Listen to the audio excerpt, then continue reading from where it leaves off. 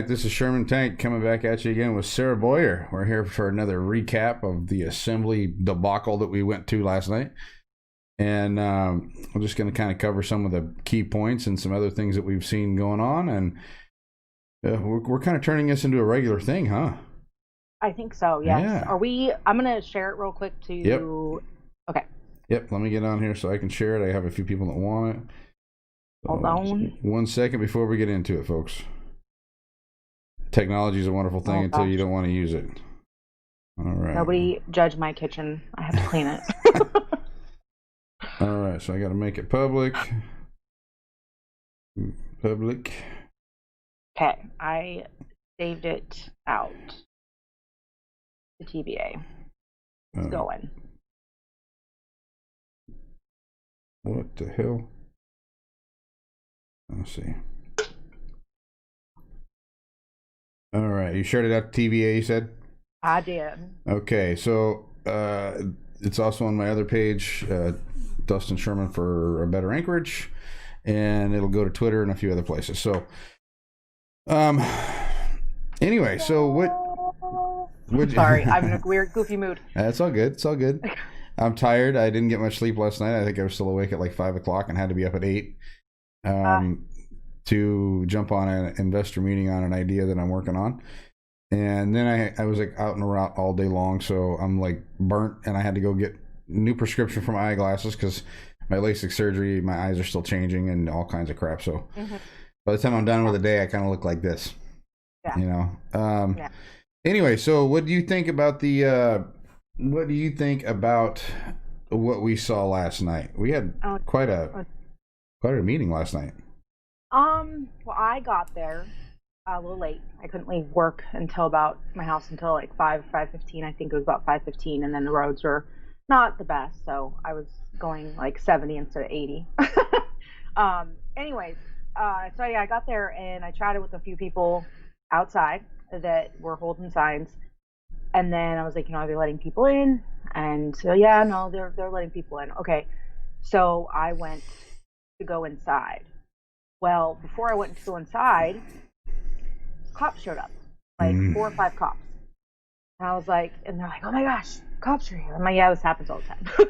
The cops get called pretty often in the last few months. Right. So I wasn't like too surprised about it. I wasn't too shocked about it. I was like, yeah, it's pretty commonplace. Well, then somebody comes out. The woman, I forget her name, I think it was Beth.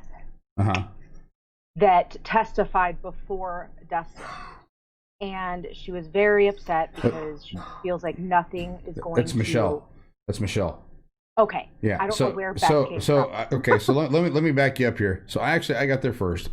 I got there at 4:30. The assembly was like full. I couldn't believe it. There was people already up and down the walkway. Anyway, so Michelle actually was going to let Dustin speak for half her time, and. Yes. Yeah, so she said that. Yeah, and then in the process, Dustin got up there and started talking and got a little boisterous. I can tell you that. Now, I didn't listen to everything he said because I was actually out talking to a guy that had testified prior, and so we were out there talking, and next thing we know, we're hearing yelling and screaming, and we're not hearing it through the microphone. We're just hearing Dustin, and so we go back in to see what's going on. By the time we go back in there, he's walking away from the podium and he's sitting down. Well, the longer we sit there and watched, and here's what was kind of crazy was, I believe it was Weddleton and Peterson, and at one point they said, and it was hot mic'd, that he's going to be 86th, and there was 2 people that said it. It's on one of the videos too. You can hear it on the YouTube. Oh wow. One person said he's got to go, and the other one said he's going to be 86th. So, yeah. Anyway, it wasn't good. I mean, Dustin does his thing, and I mean, he's always been able to. They've always been able to get him to, calm down and stuff like that, so he could stay. I think we've seen him kicked out one other time, but never an arrest. And last night they showed up and arrested him. The thing is that any other time he has been asked to leave, he's left. Right. The reason that the police came is because he wouldn't leave. Yes. And at that point, he was trespassing. So, I mean, legal terms, the cops didn't do anything wrong, and the assembly is the assembly. I mean, what they did was essentially, I mean, they were waiting for that to happen, if we're being honest. Right. Right. Well, yeah. I don't know. I think that obviously, and I talked to actually I talked to Mr. Weddleton tonight or today. Oh, we're getting a connection problem. It's not that. You still there? It looks like we're having a connection problem with Skype, which is the first time in forever that I've had this problem. So I don't know what's going on with it.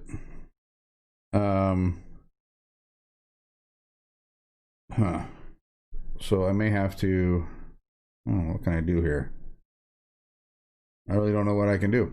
I'm still going live stream, still kind of going everything. Looks like, hey, she's back.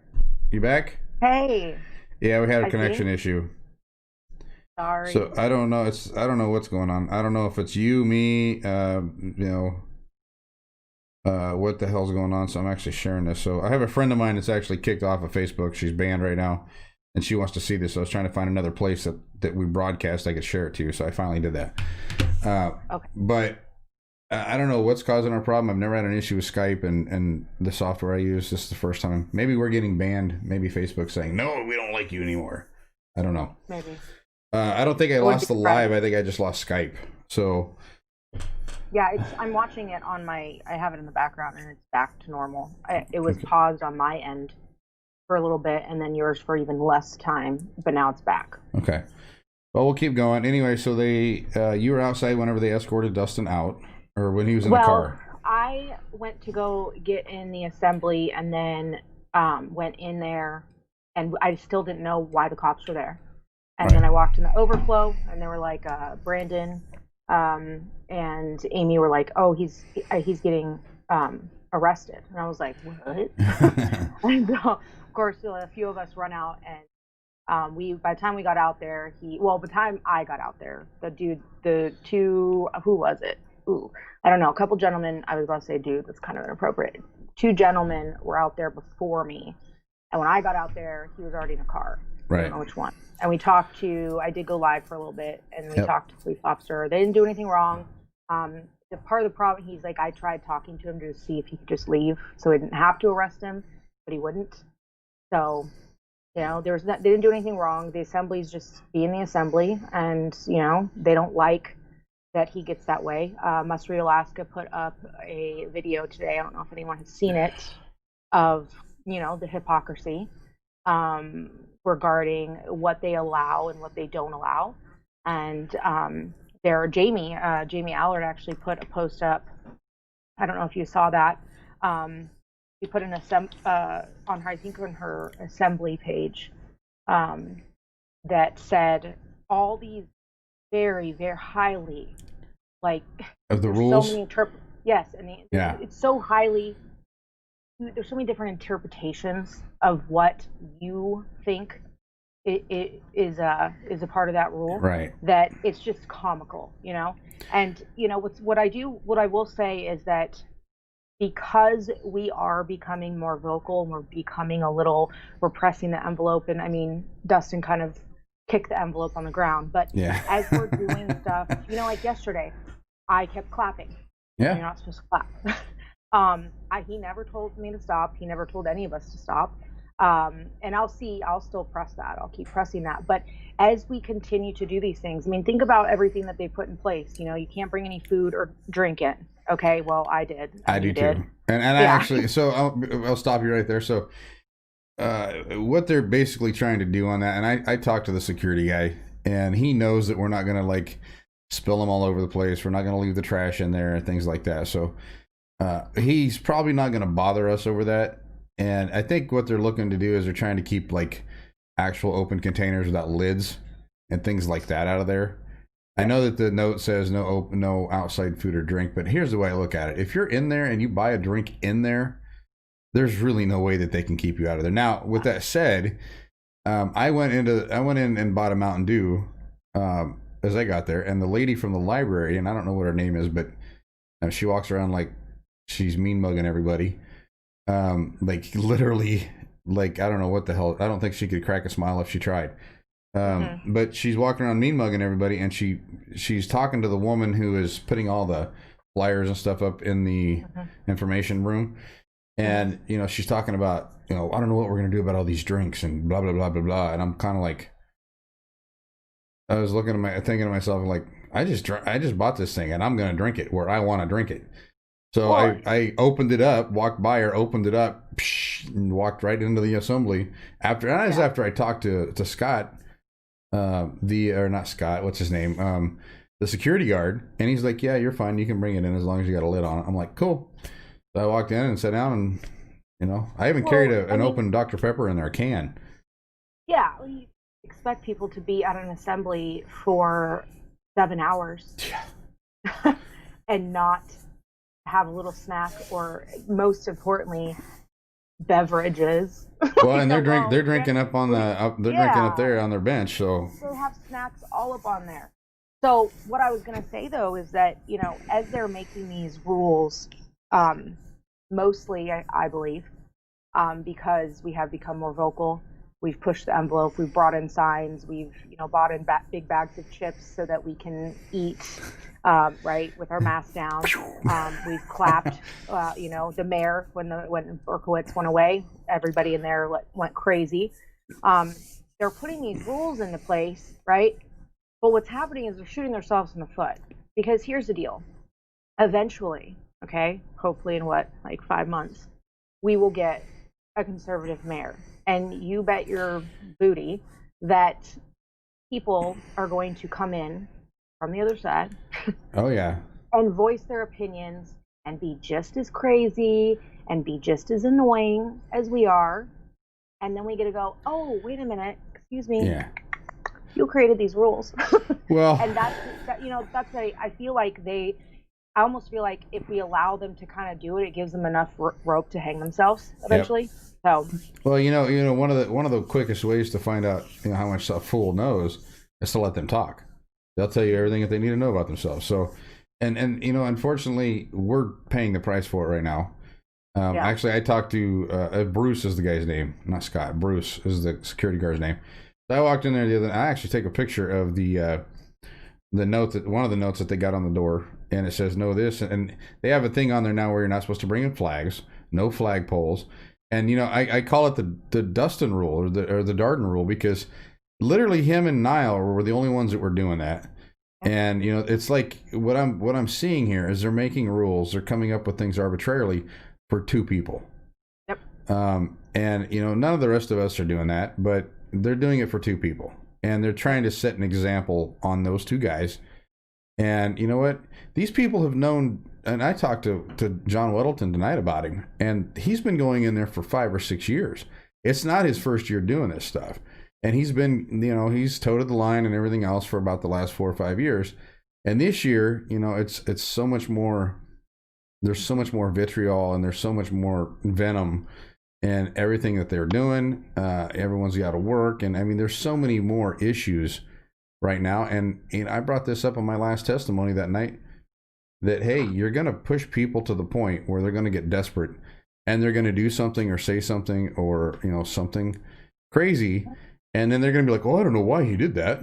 Well, it's what's going to happen. So, yeah, I don't want anybody to do anything that's going to get them arrested. I don't want anybody to do anything that's going to hurt someone. That's where that's where that testimony went. But and I explained to John today that, listen, you're going eventually going to push someone to desperation, and they're not going to have anything other to do than to slap back, essentially. Yeah. So. Yeah. Yeah. And maybe this is Dustin's way of doing that a little bit. And he fired a lot of people up. I'll tell you that. With him getting arrested and things like that. I mean, the internet was set ablaze. I get messages left and right. Dude, are you in jail? No, it wasn't me. It was the other Dustin. But no, he's out. I got it this morning to like 6 messages, and I'm like, that's funny.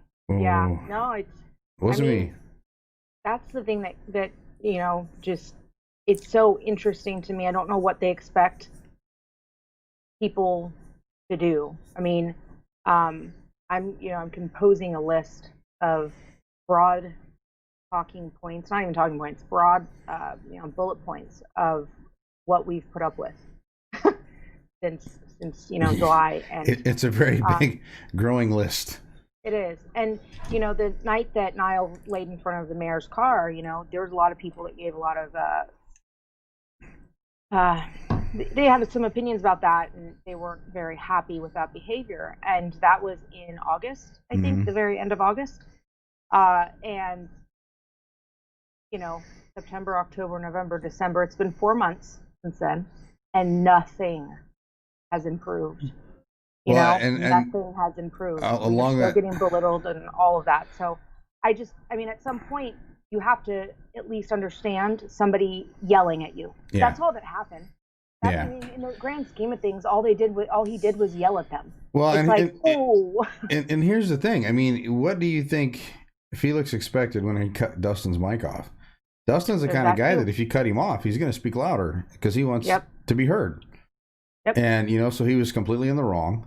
And Dustin's done it before. He cut the mic off and he speaks up, and he wants the people that are behind him to hear it, and he wants the people in front of him to hear it, and he makes sure that it's done. And truthfully, if you think about it, you have a group of patriots who believe in the Constitution. Okay, we hate censorship. We love our freedom. That's what we're fighting for. And ultimately, you have another group of people that are okay with censorship. They don't, it's okay. Oh, shut them up because they're offensive. Oh, the government will protect me. Yeah, that's all it really is it's people that are okay with censorship and okay with their freedoms being taken away because they don't believe that I truly, they don't believe that the Constitution has as much weight. They think it's a living document. I've heard the left say this. It's a living document that changes by the time, by the decades, by the years, and it's something that evolves. It doesn't evolve. It says what it says, and it says what it doesn't say.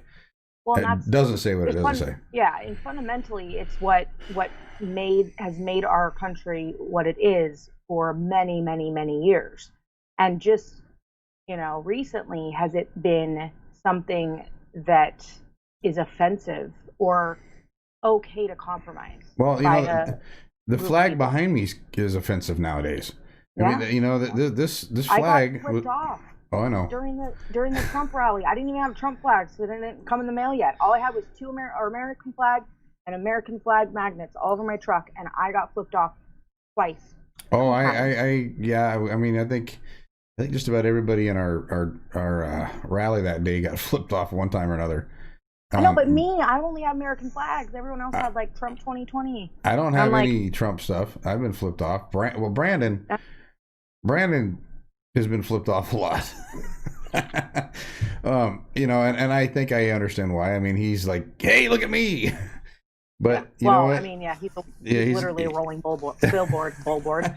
Yeah. And I get it, but I mean, the vitriol. I mean, people should be able to support who they want without any problems. I mean, obviously, if it's someone out there that's going, down with a black man, or I hate Mexicans or something like that, which nobody's done. Yeah. I can understand you being upset about it, and then you can call them a racist or whatever. But nobody's done that. I mean, a lot of the stuff that Trump has even done had been tried 10, 15, 20 years ago, and Biden was one of them doing it. Mm-hmm. So, if you take Trump's words now and Biden's words 20 years ago, it's like the same guy, except for, Trump's smarter with money and doesn't get us into wars. Yeah. Another thing I wanted to talk about was that has stuck with me since last night. I don't necessarily know if many people have kind of thought about it, or if they even know it happened, or because it was a little bit later in the evening at the assembly, but it was regarding the body cam. Yep. Okay. And they basically want to do a tax levy to pay for the body cams for the police officers. Mm-hmm. And everybody that went up to testify, I think it was like about 3 people. You went up. Me. And Bill, and the gentleman sitting behind us. I don't know. He was from the Valley. Yes. Mm-hmm. You guys went up, and it was basically what you were opposing was, I have a rogue hair that's driving me crazy. What you guys were opposing was taxing it, like Yes. paying for it with taxes. I think you were the one, no, and the gentleman behind you. I don't remember if Bill even spoke about it, but you and the gentleman behind you said, I support body cams. Yeah, I Multiple do. times. I support transparency, blah, blah, blah. Okay. So then as it's unfolding, okay, Jamie Allard talks about, hey, we're wanting to impose another tax. And then Crystal Kennedy comes on also and says, we just did the alcohol tax and now we're doing this tax. And we're in the middle of COVID where people are struggling to pay their bills.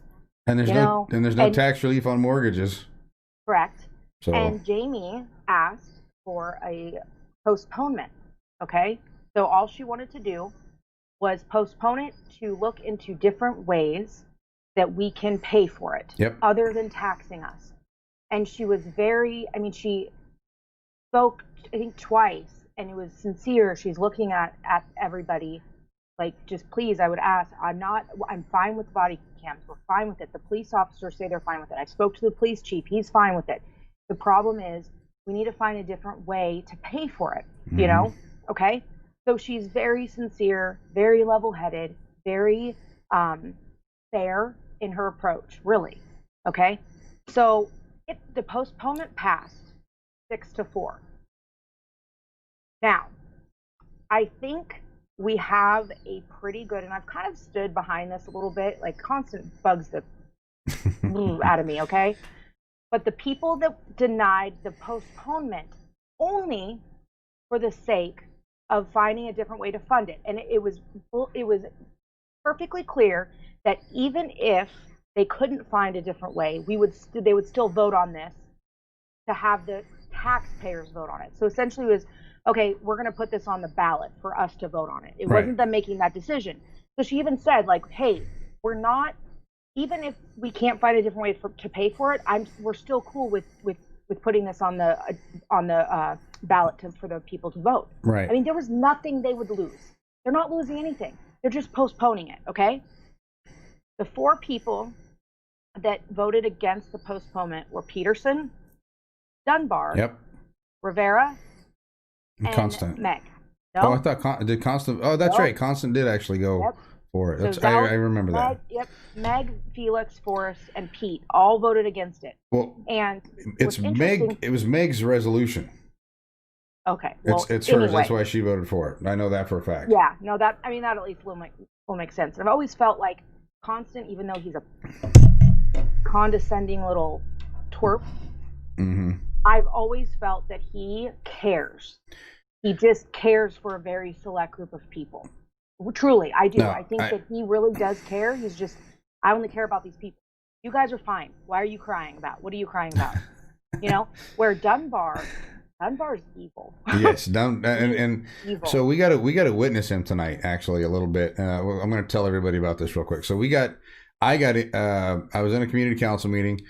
One of the guys that was in there actually never said anything in the community council meeting, but he seen something I said and invited me to go to a town hall trying to help prevent teens and kids from getting an alcohol and suicide awareness kind of stuff. And so he invited me to this thing, and of course I invited Sarah because I wanted her to see what was going on. And I expected it to be I expected it to be something that we could speak on and that we could share ideas and things like that to try and help kids. That was the whole point of it. Well, it ended up being I think one room. There was 3 rooms whenever you went on the Zoom meeting that you could go into. They gave you 2. You could choose them 1, 2, or 3. I chose 1 and 2. I chose 2 and 3. And I chose 1 and 2. So number 1 wasn't bad. I actually enjoyed it, and Sarah got the 2 bad ones. I sure know how to pick them. Right? So, and Dunbar was on this thing too. And now there's a chat bar and everything else you can chat in. Dunbar came on and watched. He appeared, but he never said one thing until he left. And I'm kind of like, wow, that kind of speaks volumes. He didn't offer any advice. He didn't offer any kind of help in any way. He was just there. Well, whatchamacallit was there too. Verdia. Yeah, well, he was there He for a was in minute. mine. He was there for a He was minute. in he was in the number 2 with me, and he didn't. I mean, the number 2 was basically, what was it called, like COVID, and basically how COVID is. Okay, the whole thing was It was the about alcohol tax. alcohol. So the whole town hall though was about alcohol, for alcohol and substance abuse prevention during COVID times for youth. Right. Okay, and the one room, number 2 room, was COVID and how we can help combat this while in COVID times. And literally, the lady talked the entire time and gave some stats, and then talked about how the alcohol tax helps Yeah. more than almost anything. The alcohol tax helps, and I'm like, I mean, I do think it helps. I don't think it helps that much. I think that if you're going to spend $10 on a bottle of alcohol, you're going to be okay spending $12 on a bottle of alcohol. Same thing with cigarettes. It's the same damn thing. Yeah, I used to spend $10 a pack on cigarettes back in the day when I was smoking. I mean, I went from paying $4 a pack to $10 a pack. I mean, Yep. you know. And saying I'm going to quit every dollar that they added. Yeah, and then she talked about and mentioned it twice too, that online alcohol, that where the future is going is regulating online alcohol sales. Yeah, good luck with that. And then plugged at the very end that Amazon is the number 1 seller of alcohol online, and I'm just like, no, okay, so they're the number 1 retailer of everything but alcohol. They're not selling alcohol yet, and she was stressing. What's so funny about that is that, I'm just going to say something real quick, and it's kind of off topic, but the same people that hate Amazon, hate Walmart, and all these big corporations, right? Okay, are literally doing nothing to support small businesses that are going under. Right. Like you complain all the time about how Jeff Bezos has too much money, yet you're fine with small businesses being thrown under the bus during COVID. Yep. It's insane. Like, I just don't understand. And meanwhile, your doorstep is full of boxes. I mean, it's the way it is. So our society, and this is to kind of go along your same subject, our society has gotten into where it's the COVID thing's made it even worse, but we were already a society where we wanted shit delivered to us. We wanted things delivered to us. It's instant gratification. We go online, we order what we want, we wait for a week, and then that pops up and we don't have to go nowhere. Yeah. And if you're good with your stuff and you're good with your supplies and things like that, you get down to like 2 cans of this and you order the stuff, and before you run out of it, your new stuff's showing up. So it's literally saves you a trip to the store, and it's instant gratification. Mm-hmm. It's going to be there, and you don't have to go out and deal with people, which is, I think, what's happening is. So this actually got brought up in this thing.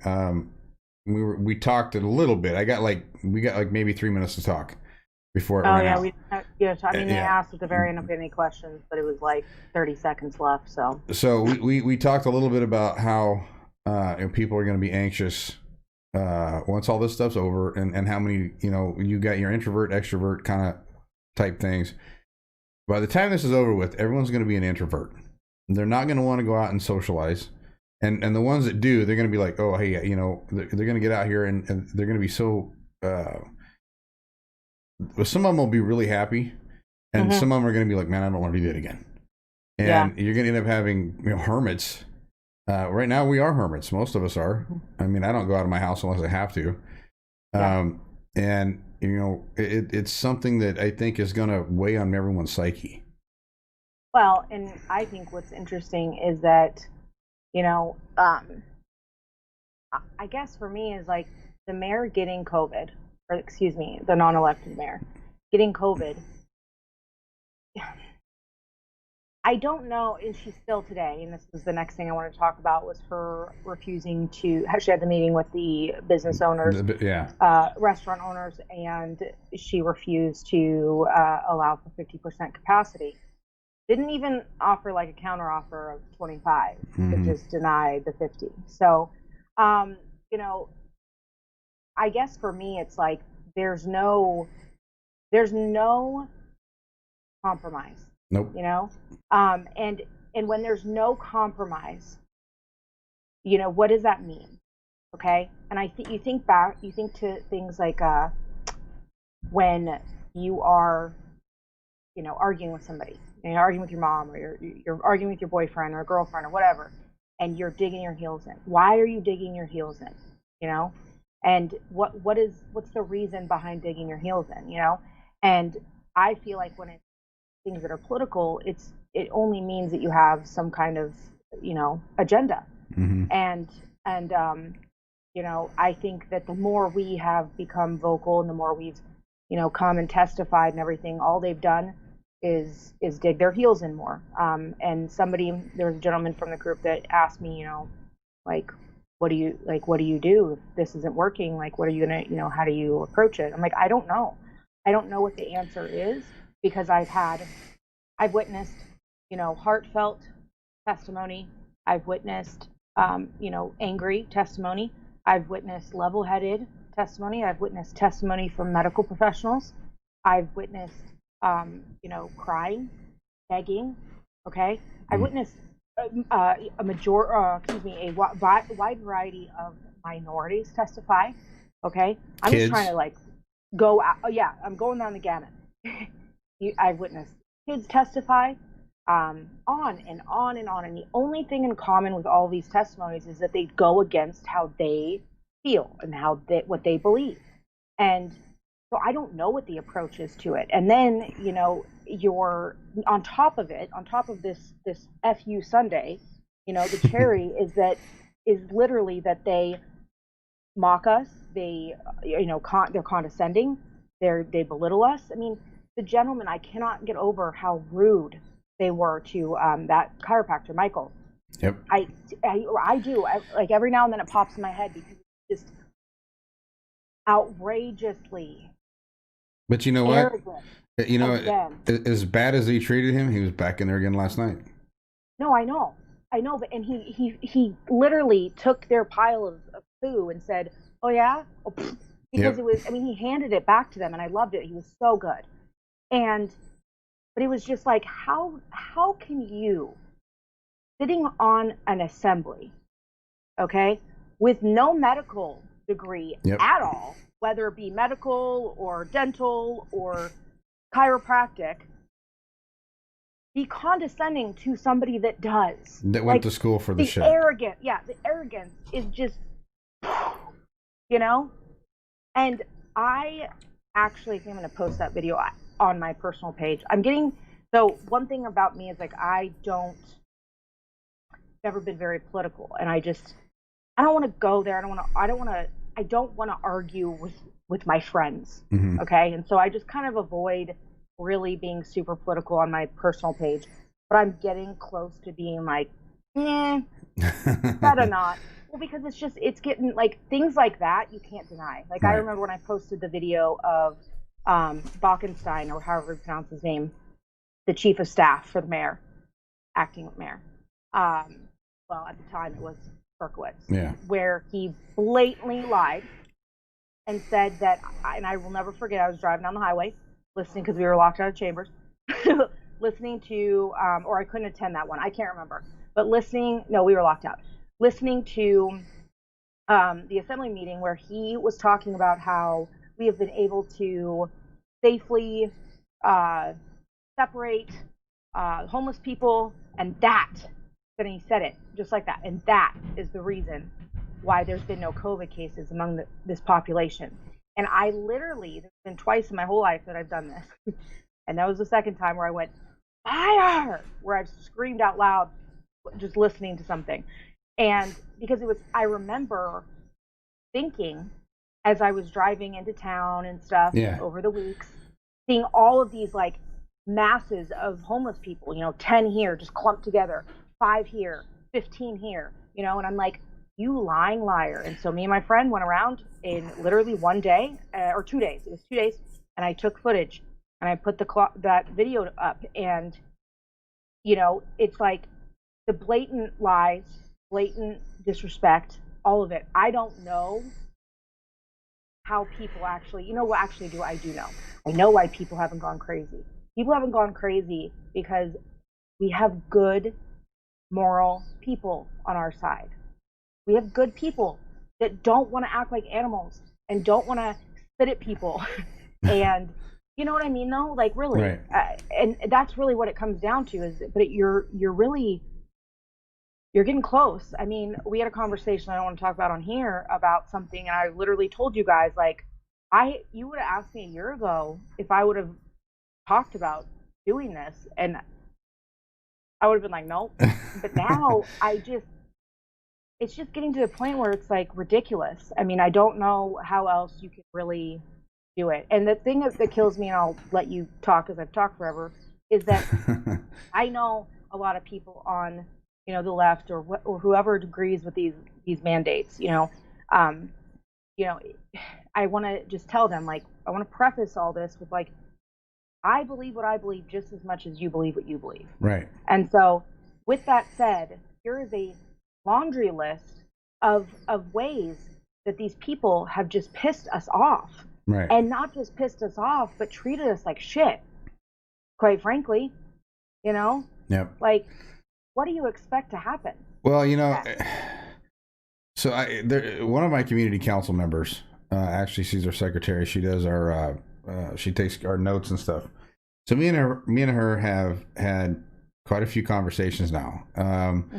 So I got COVID, and she was nice enough to reach out to me and see if we were okay. My wife was going through it, and a lot of these people are very nice. I'm not, their beliefs may be skewed from ours, but they're, they can still be very nice people if they want to be. Sometimes, like, not her, but sometimes I wonder if some of them have an agenda and they want to get close to change something or whatever. But the woman that I'm talking about, her name's Patty Higgins. Actually, lovely lady. She's very nice, very sweet. We have some pretty heated debates. We don't call each other names or nothing like that. We're adults. We understand that, we're not always going to agree on some things. Some things we do agree on. We've actually found out that we have a lot of things in common. She's older than I am. I'm not even going to divulge her age, but she's quite a bit older than I am. And so she's got experiences that I don't have. And I listen to what she has to say, and I take it, I take her word for that. But, at the same time, we got into a debate about the COVID stuff. And the best way I can describe this is it's like there's two movies, okay? Like you have two, it would be like this. You have the same movie and you have different subtitles, right? What they're saying in this movie is not the same thing that they're saying in this movie. It's the same actions, but whole different meaning and different words. And so it's the same. That's what's going on with the news, right? You got the news that are reporting snippets of this. This news is reporting snippets of this, and they don't match. And then, so what ended up happening is it fuels the flames. This side over here is screaming at this side. This side gets mad, starts screaming at that side, and then you got this. And the media's been doing this for years. And we got into this debate about COVID and the vaccines and stuff like that. So I shared her, and none of the stuff I sent her was right wing. It was all science magazines. It was all science articles, and none of it was done by right wing. And we got into a debate about how COVID started, and it obviously got found out. The first case was reported in Wuhan, China, and that was the first case. Well, then it got found out that it actually wasn't Wuhan, but that it was propagating in Wuhan.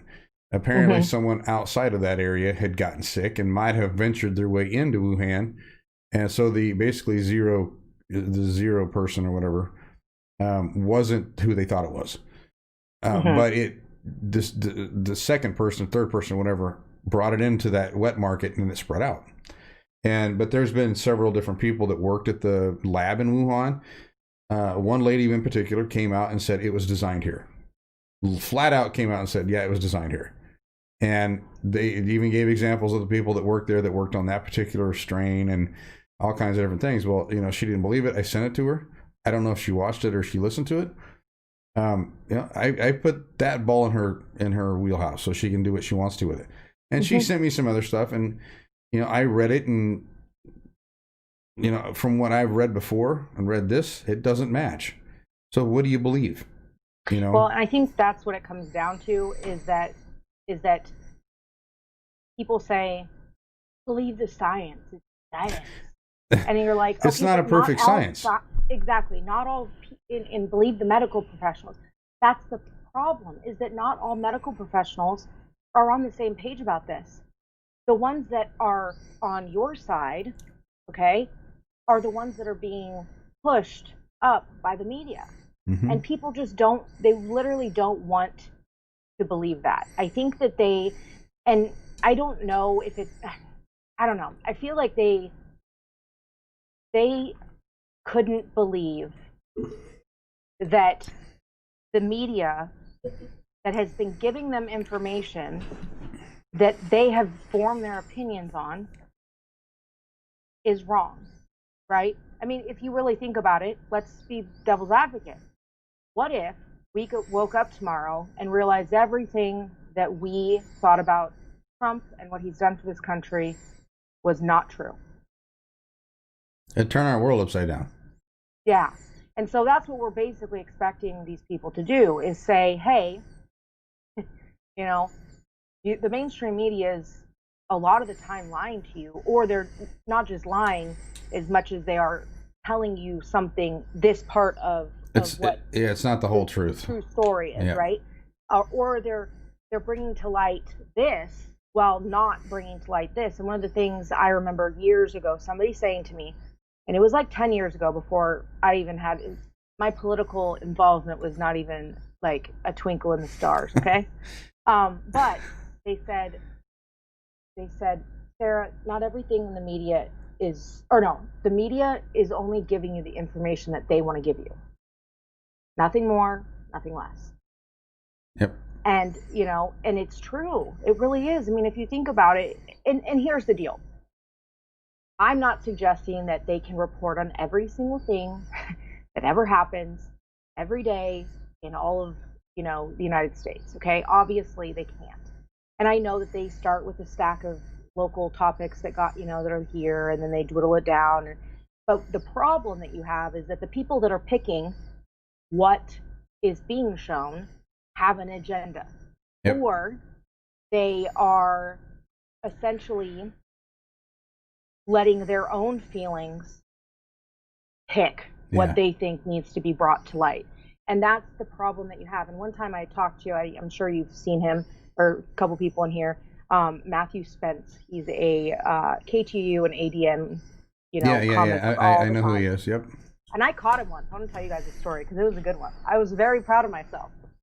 I made a comment on an article that said it was basically that syphilis, can't remember if it was exactly syphilis, but it was definitely an STD, has gone up by 30% in recent, year or two or something. Mm-hmm. And I commented, and I said, in a world or in a culture that celebrates casual sex, of course STDs will climb. Right.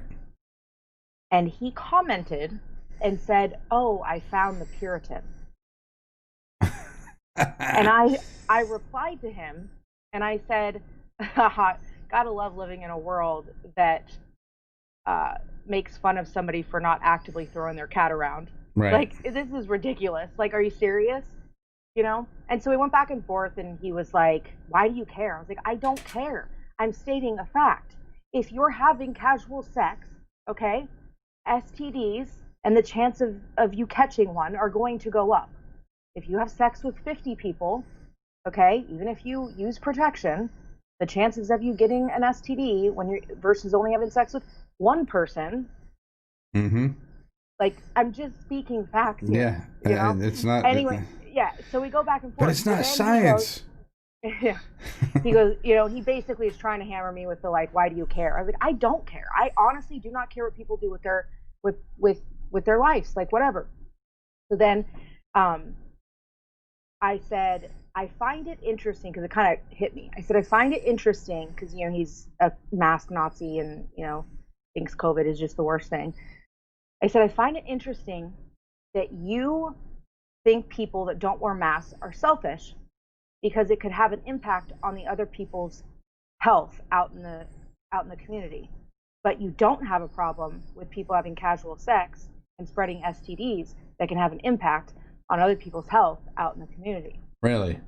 And he replied and he goes, We can both agree on that. I was like, woo! Because because you hardly ever have that happen, right? Right. With those type of people. I mean, they just do not. They're all about feelings and no facts. And so it was just like, thank you. I should print off those screenshots and like put them on my wall. It was just because you don't ever, those conversations never go. Right. They never compromise. Right. They never accept defeat. Right. You can't argue with feelings. So one of the other things that I noticed, I'm going to get us back on track here so people can go to bed whenever they want to. Yeah. Real quick. So one of the other things that they brought up at the assembly was the feds, I believe, or it's either the feds or state, I think it's the feds, are going to give them $10 million for contract tracing. Yes. That hold on, it gets even better. Okay, that Felix Rivera had admitted in person on a Q&A that it doesn't work. And Dr. Zink has said it didn't work. Yes. So there's your professionals. There's your science professionals that says that this doesn't work, but yet they're going to take $10 million from the feds, not reallocate it to anything else, because I brought it up last night and they said they can't do that. They're not going to. This was pisses me off, is that I know that it's a grant. Yep. And it's a grant specifically for one thing. I understand that. But here's the deal, is that if this was a grant to give police officers extra leave in their leave account, okay? I'm trying to think of something that they wouldn't want, okay? If it was that, they would advocate and they would send a resolution or an ordinance or a freaking to vote on PayPal, whatever, to vote on or to encourage the state to change the grant to something better. Right. That's the thing I have a problem with, is that they just hang their hat on, we can't do that because, because we don't want to. It's for. We don't want to. Not. Yeah. And the state may say, whatever, we're not going to do that, but at least try.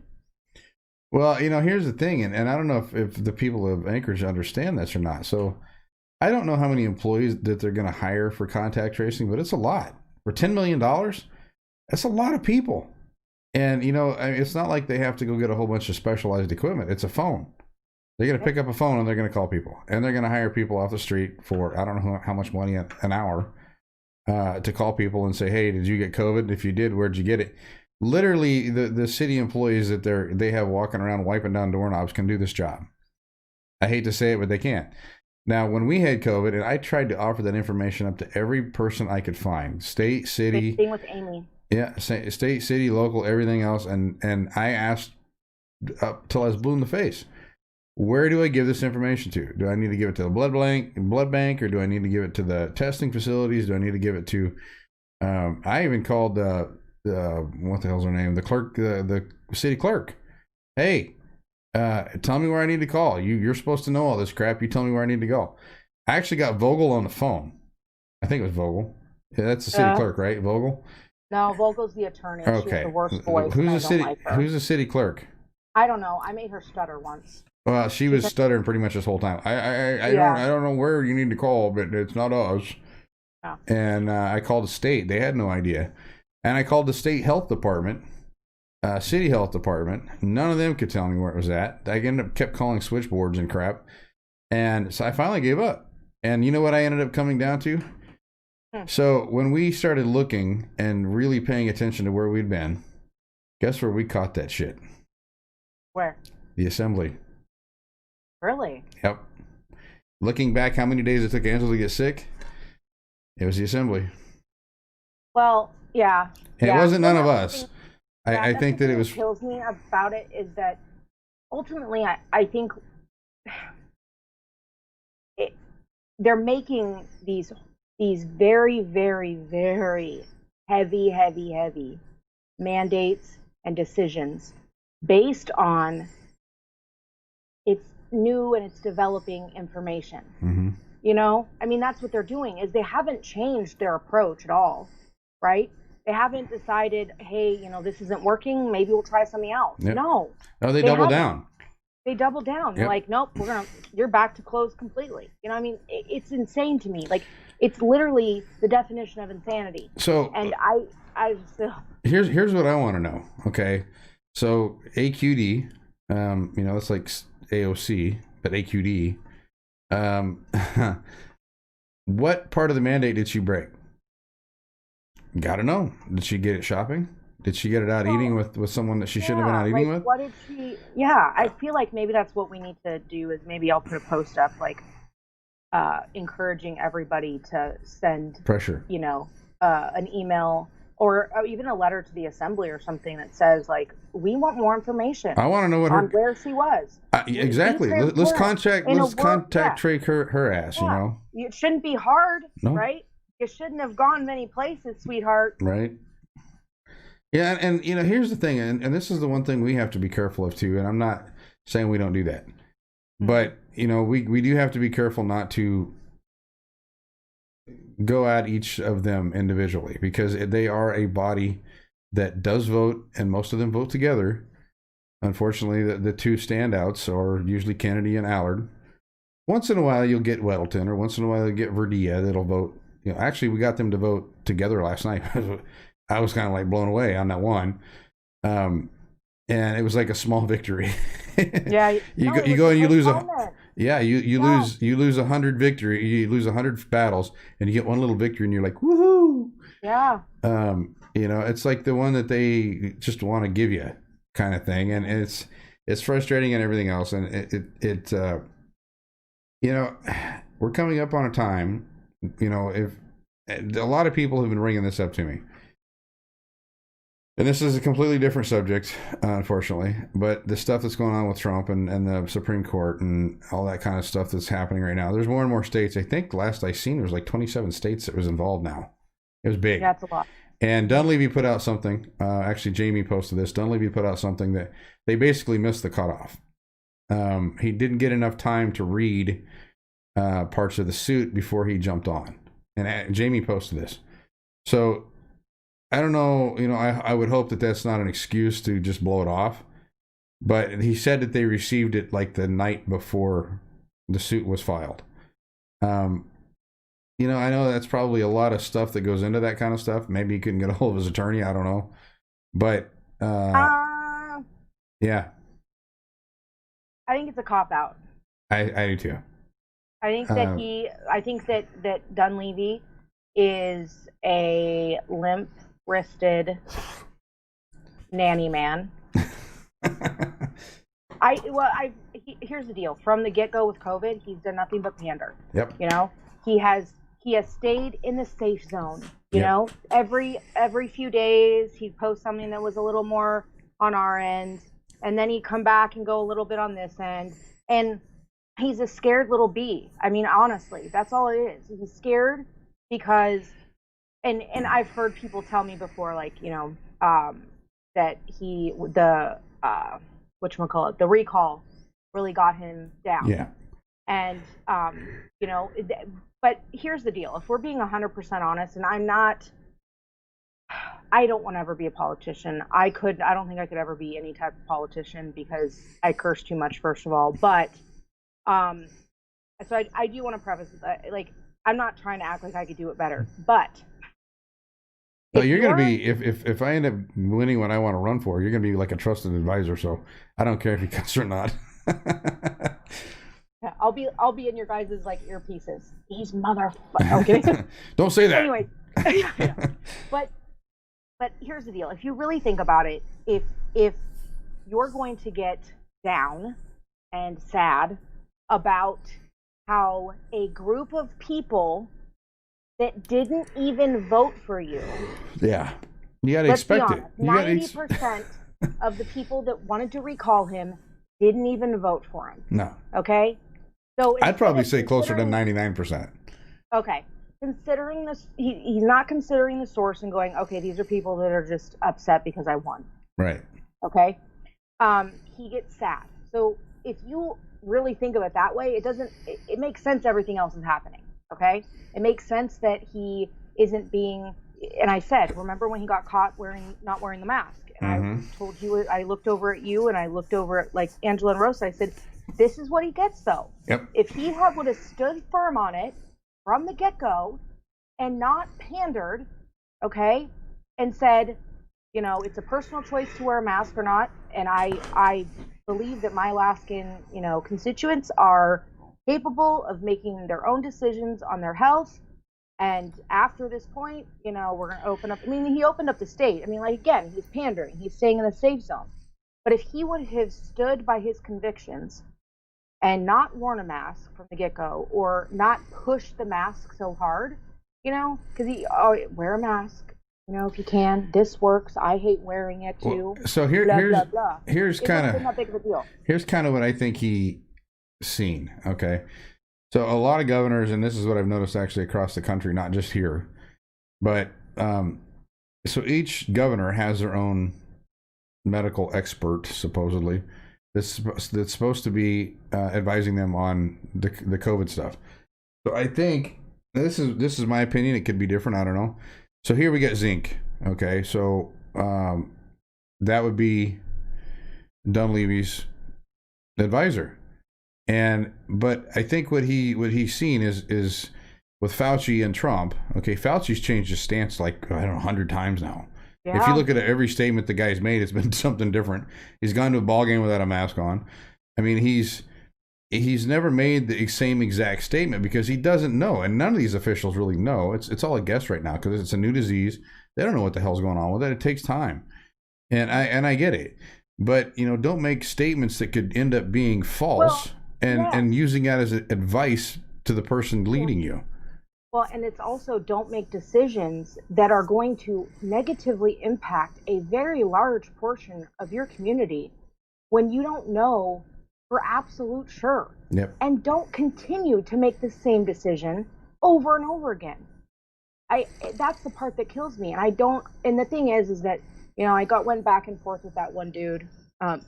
You did too a little bit, and I finally pieced him out because I was like, you're never ever going to. I mean, you continue to preach your preach, and I'm trying to offer you a different perspective and understand that, like, you know, because he basically is like, you need to tell everybody to turn the dial down and respect your assembly. I'm like, yeah, no, that's not going to happen when they don't respect us. I turned it around on him on that one conversation. I turned it around on him. I said, so do you want Anchorage to turn into San Francisco and have shit all over the streets and blah blah blah blah blah? And he's like, well, no. And then he was quiet for a little bit, and then he came back and he's like, well, you know, I you know, the thing is they just don't know when to stop. You know, I mean, they've gone past the point of common sense, and even though they're trying to say, well, it's common sense that you wear a mask. No, it's not common sense. You have a vaccine you put out that's got a 95% success rate. For a virus that has the 99% survival rate. Right. It's like, I think I'll take my chances. It's like going to it's like literally, and I think I told John this tonight or today when I talked to him. It's like going to Vegas, and okay, this cost me $5. Well, I'm going to give you $7 just because I like you. But if I win, all I want is for my $5 back. You can have the other two. It's like, it doesn't make a lot of sense. You know, it's like, okay, I'm going to waste $2 or whatever, 2% on something that may or may not work. And now there's actually coming out with, and actually I see CN or CMSP or whatever the fuck that place is, CMNBC. Just came out with an article. Now this is a left-leaning news company. Just came out with an article, and my mother-in-law had to share this with us tonight. Actually, while we were on the phone with her, she's like, "Did you know that the vaccine's killing people?" Yeah, you don't say.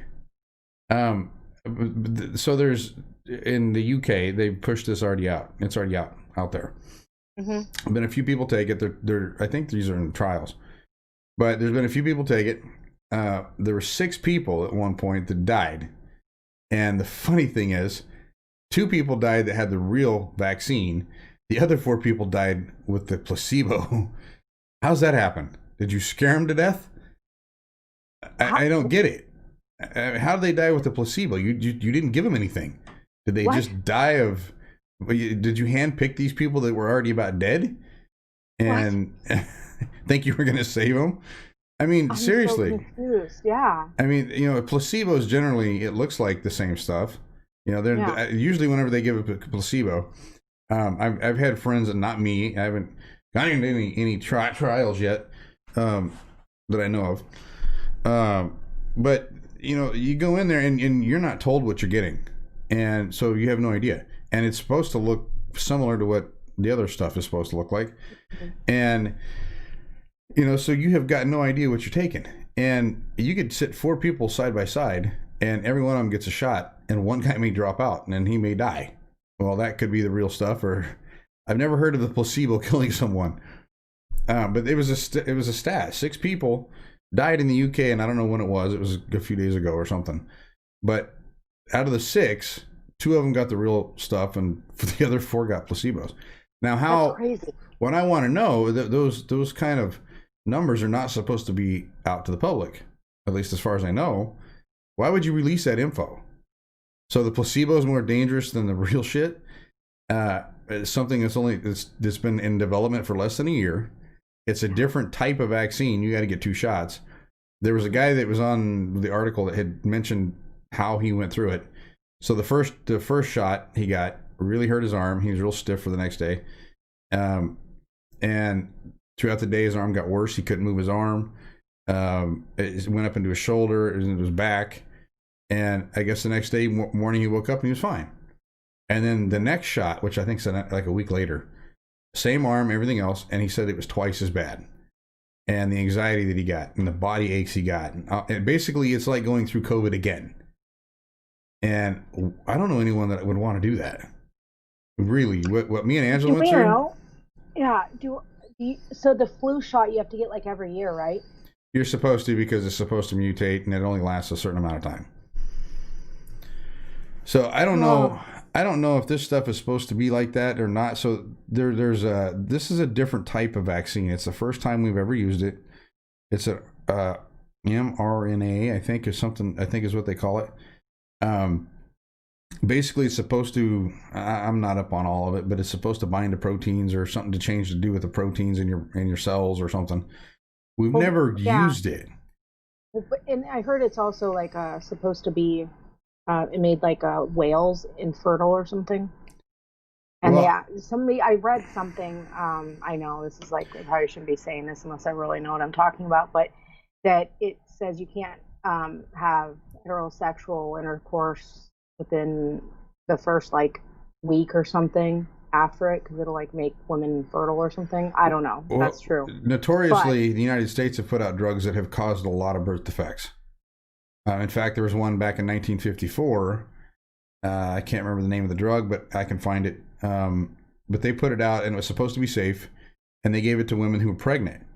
And it ended up causing major birth defects. Basically, the limbs on the kids' bodies were fine, but the limbs were like extremely stunted. They were like, this is where their hands were, that's where their legs were. They were up, and it was bad, and they had to stop issuing it. It was issued to pregnant ladies, and it caused massive birth defects, so they had to scrap it.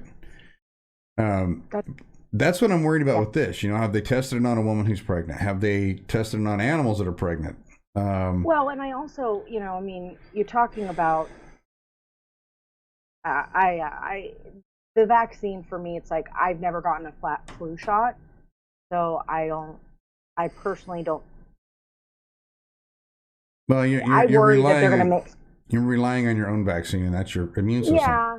Well, and I also I'm worried that they're going to try to make it mandatory. Well, Trump said he's not going to make it mandatory, and supposedly Biden has said he's not going to make it mandatory. But here's the caveat on that. So the airliners or the airports and all the airlines are saying that we don't want to fly people unless they have the proof that they took. It's so funny to me is that you think you're protected. I know I say this, I repeat this, but it's like I have to put it out there because it's so ridiculous. You think you're protected. You're okay with flying a full plane of people with any random piece of cloth covering their mouth. Like, that's okay. It's crazy to me that people think that is what, and that, it's really, you're setting the mainstream media and the select group of medical professionals for allowing a really large amount of people to think that a mask makes them safe. that not just a mask, but like any mask. You know, I mean, it was like the gentleman. It was amazing. His mask last night was a birthday hat thing, Oh yeah, cone. he had like a You know, cone. It looked like a he had beak. that on. Yeah, yeah, That was yeah. great. You know, it was great. You know, and it's like nobody stopped him. That, you know, they were fine with that, and it's just like it's so silly. Well, I mean, silly. and I'm not. I hate to use Dustin as an example on this, but he's been able to get away with using a flag. He's been able to get away with using a paper towel off glasses, and when he talks, Like, it's flapping in the off. wind. It's flapping. And I mean, he's being creative. I think that we need to do what we talked about last night with the masks that we were looking at, though. We need to get like 20 of them and just all walk in with them. Yeah. There has to be enough of us, though. It can't be like 4 of us. Right. Well, and the thing is, though, too, is that, we can get them and bring them there and hand them out to people and see how many people, and then they can bring them back the next time and so forth and so on. And it'd be kind of really cool, though, if we could all dress the same, too, all black or, something. I might get myself a wig. I dressed up like the character one Halloween. I had the whole get up, man. I had the knives and the cape and the hair, and I had it all. It was good. Yeah. But there's a lot of other things that are going on too. Did you hear that this is not an Anchorage thing, but it is a Facebook thing, since we are on Facebook. So there's a bunch of states that are getting together with the regulatory commission, I think, and they're trying to break up Facebook and Instagram and Twitter. I saw that. And all the other WhatsApp and all that kind of stuff. YouTube said that they're going to basically stop allowing people to upload anti-vax videos, election fraud videos. Yeah, that's what it was. So I mean, they're going to make them break up, but all that's going to do is it's going to make like Facebook sell Instagram, so that they're not the controlling interest of that site.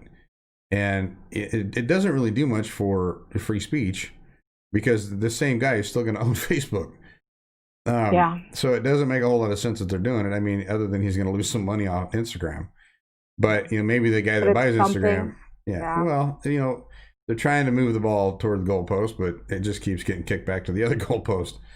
Oh, so one of the things. Oh, I forgot to send it to myself. Dang it, man. One of the things that I told you yesterday, and one thing I think it's fair to talk about, and we already talked about Dustin Darden, but I know that there are people, it's actually changed a little bit. Not many people, I didn't really see any negative comments about it, but I know that, there's, you think and you kind of feel like, does that behavior, make us look bad? And it's kind of reminds me of when Niall laid down in front of the car. It's like, I personally wouldn't behave like that. Right. It's just, it takes me a lot to get like screaming angry like that. I've done it maybe twice in my life. I just don't go there. Yeah, you're a little more level.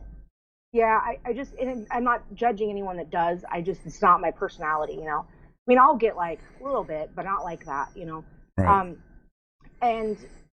But I 100%, approve the message. And I said that when people were upset about Niall laying in front of the car. It's like, you guys, what do you expect to happen when, I mean, everything that happened when Niall laid in front of the car was very compacted. Mm-hmm. Okay, we had just testified for 5 days, for hours and hours, about how we didn't want these hotels being purchased and these buildings being purchased, and then during the testimony, there was, constant made fun of the rabbi, and there was other little things that happened, and then when they were going to vote on it, we got locked out of chambers. Okay, Constant tried to kick us off the lawn. LaFrance tried to classify us as a riot. It's a riot, and then we listened to them call us racist while they were voting. Over and over. Over and over. And so it's like, you have to understand all that, within a couple weeks of each other. And not to mention that, Thad did an amazing thing, and he basically went through all of the testimony and compiled who was for, who was against, and it was only in person, so it wasn't the phone or it was only in person or phone. It was not the email testimony. So there is that caveat, okay? But 75% people that testified on the phone or in person did not want them to purchase these buildings, and they still did. Yep. So all of that combined, it's just, that's a lot. Well, and out of the group of people, I mean, you're going to have somebody that's going to go a little crazy. And with Dustin, I feel like the same thing. I mean, it's all happened in the last couple of weeks. You know, you're locked down again. You know, you testify, nothing happens, and then they tell you can't bring food in. I mean, they did all those rules because of him, and he knows that. Not just him, but you know, the flag one is because of him. I mean, it's the same type of thing. It's like, you know, the left has rioted for less. No, I completely understand that. The thing is, I think we collectively, so here's how I see us versus them, or whatever you want to say. So, and I've been thinking about this for a while. So you look at them like a beehive, right? You got your worker bees, you got your queen bee, you got your mating, you know, you got, each one of them has a job, and they abide by that job just like a beehive. You know, nobody gets out of line, and they just, at least publicly, you know, not out in the open, and they just keep humming right along. Well, us, we're like the wasp. We go in and we attack everything, right? And we do it individually. We don't do it as a unit. You know, we go out and you know, we don't. We get together and we get in our echo chambers and we talk about doing stuff. But when it comes to actually getting out and doing it, now I'm not saying everyone, by all means, but the massive numbers that we need, they'd rather sit on their computer and complain about it. Yep. Now, if you were to take the massive amount of people that are pissed off and the silent majority, or whatever you want to call it, and you were to get them out in force for like a week straight, you would handicap, you would cripple, and you would open eyes faster than you could believe. And the thing is that we have to decide. I don't know who makes this decision, whether it's you, me, maybe Jamie. I don't know who would make this decision, but we have to step up our game. And I'm not talking about going to the assembly. I'm talking about we have to make a decision on where we step the game up to. You know, is it you know, civil disobedience? Is it getting arrested for handcuffing ourselves to the doors? Is it, you know, what level do we go to next? Do we continue to keep doing the same thing, banging our head against the wall and expecting something to change? Because it's not going to happen. True. No, I mean, that's the thing that I, it's very hard because, you know, I am down to do something pretty big. I really am. I mean, I'm down to, like, you know, do something. It's just my hesitation with doing that is that I'm going to be one of 12 people. Yeah. Well, like, that's not going to, you know, that's not going to do anything. You know what? Here's the thing, though. I want you to understand this. Okay, so one person can make a difference. One person can make a stand.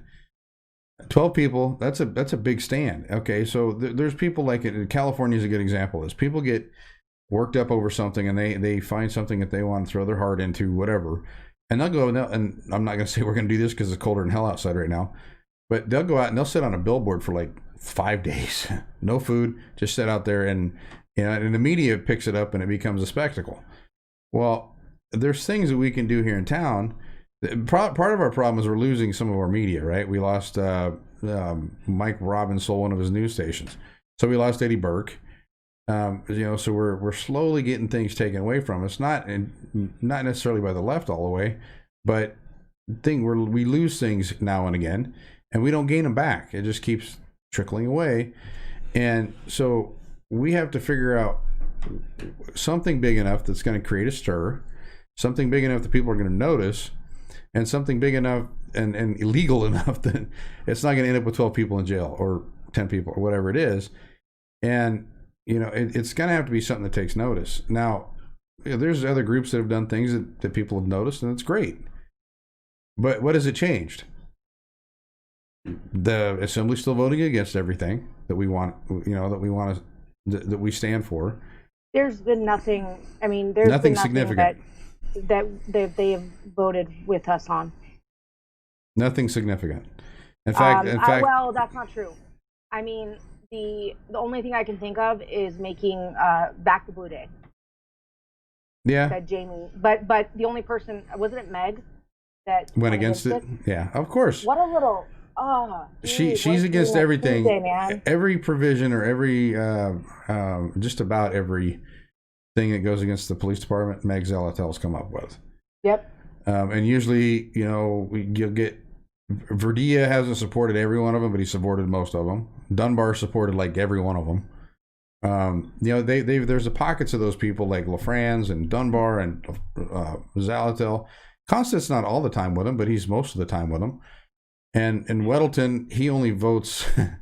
I fully believe this.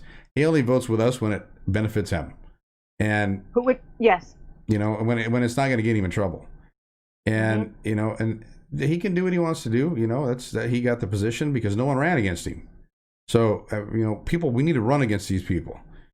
And no, I mean, that's the thing is that there's a long game and there's a short game, and I guess it's two different conversations. I mean, really, the long game is that yes, we need to flip the assembly, and that's the long game. I mean, Yep. that's 2-3 years.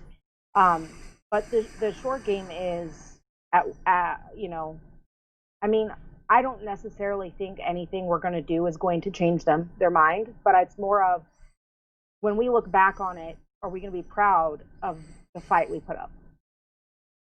Yeah, I mean that's what we have to look. Did we leave it all? Did we leave it all out on the field? Did we leave it all on the field? Yeah. I mean, that's all I can say. Because I mean, even if we all I don't know. So there's things that I did in California that I've tried to convince people to do here, and they won't do it. I'm going to go back to the very beginning of Save Anchorage and Taking Back Anchorage. Maybe you remember this or not, but I had mentioned how long we've been in existence now. We've been in existence. The little thing? Huh? The little rock or whatever? No, well, that's another one we can still do. Yeah. But no, so back when I first joined both groups, I mentioned, we should go find out where, this is when Berkowitz was still in there. We should find out where he lives and go out and not go on his yard, not go on his lawn, go across the street and show presence in front of his house. And people are like, oh, well, no, we can't do that. That's bringing his family involved and blah, blah, blah, blah, blah. Well, okay. But you know what? He signed up for the job, right? He's a public official. More than likely, like in California, everybody, Gavin Newsom's mansion is public knowledge. And it's there's certain things that become public knowledge. Now, I'm not saying we go and I've never said this. Mm-hmm. Ever. I don't want to see any violence or anything like that. Now, people are like, well, that's off limits. It's someone's home. Well what about my home? What about my house that I'm about to lose my mortgage on? What about my house that I still haven't got no tax breaks on? That they caused. No. And that's the thing. I think that what I was saying earlier, right, is that we have people with good moral standing, right? We have people with good moral, foundations. And they know where the line is, and that's a leftist thing to do. You know what? I'm not suggesting that what you did was leftist. I'm just saying, no, I know. I think that's the way that people view that. Like that's, and part of me has a hard time with it, and I told you that when you mentioned it. I know. It's like, but on the flip side, people want to see. Here's the thing: people want to see actual action. Going to the assembly is boring for most people. I had a conversation with the gentleman today that stopped over at my house. First time I've actually met him. We sat down and we chatted a lot. He was at my house for like an hour and a half, and we talked, before online and stuff like that about different things. And I reload a lot, so he wanted to come over and check out my gear. And so we had a pretty good conversation about politics and how things are going and the city and everything else. And these are the kind of guys, obviously, if I reload, I'm a gun guy. Now, with that said, I don't want to do anything with those for this purpose. But those are the kind of guys, they're men, they're manly men. And, they want to see something change. And they want to do something. And these are not the guys that are going to go sit in front of the assembly. They're not going to be the kind of guys that are going to go up and testify in front of the assembly. they want to do something that they think is meaningful. And, Yep. whether, huh? Civil disobedience Well, yeah. And, or more. but the thing is, and the one thing we got to be careful of is, whatever it is that we decide to do, if we decide to do civil disobedience, like actual civil disobedience, we have to make sure that we don't do anything physically harmful toward anything, buildings, people, cars, anything like that, because Yeah. then we're actually damaging someone's property, and I don't want to do that. Yeah. Now, with that said, I think your idea with the ketchup stuff would be kind of fun, because all it is a water hose. Don't talk about it out loud. No, I know, but I didn't say where it was going to be. I didn't say where it was going to be. No, I know. I do think that we need to have a conversation about it with some people. No, I agree. But I love the idea. I think that would be very unharmful. It wouldn't be harmful. Not just that, but also other ideas like brainstorming. I mean, what we talked about at the assembly yesterday with like I the personally overpasses. I tell you what really worked in California, and they're still doing this stuff there. We're different than California. I hate to keep comparing us to there, but that's the only thing I have to gauge it by. Yeah. The worst in what we have. So, people still, and I have a friend of mine, and he's still down there fighting the good fight, and he's going to the Capitol all the time. People still handcuff themselves and chain themselves to buildings, and there's 3 entrances into the Capitol in California. There's probably more than that, but that's all that the public can go into. And this guy's wife, like once or twice a year, goes and wraps a big ass chain around these door handles, and they can't get in. They can't use them as an entrance. And I think the last time they did it, there was 3 of them. They blocked every door in there. And the funny thing was they didn't do it before they opened the place. They chained people in, and there's still emergency exits, so people can still get out.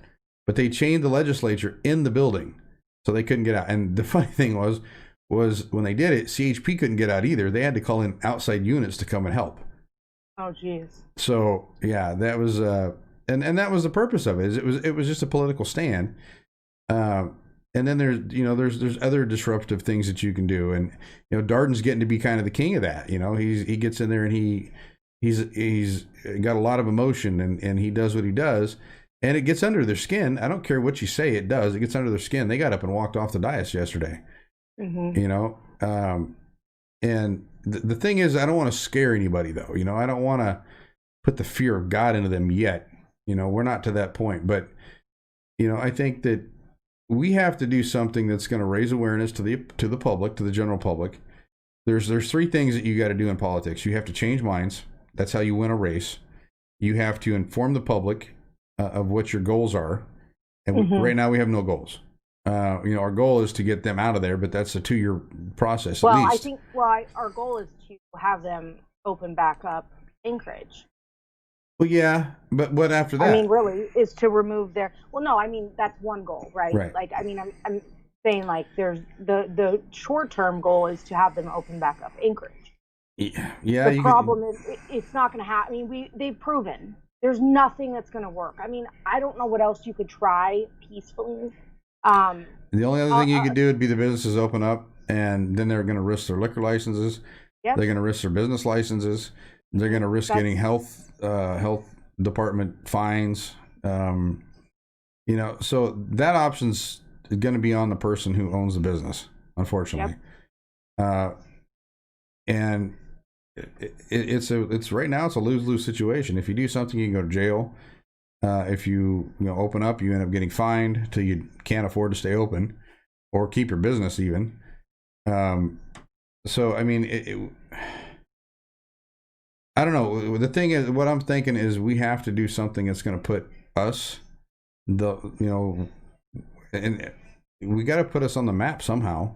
We got to get national coverage, because what's going on here is no different than what's going on in Portland. It's no different than what's going on in Washington or California or any of these other states. It's no different than that. We've literally followed suit on everything. Yeah.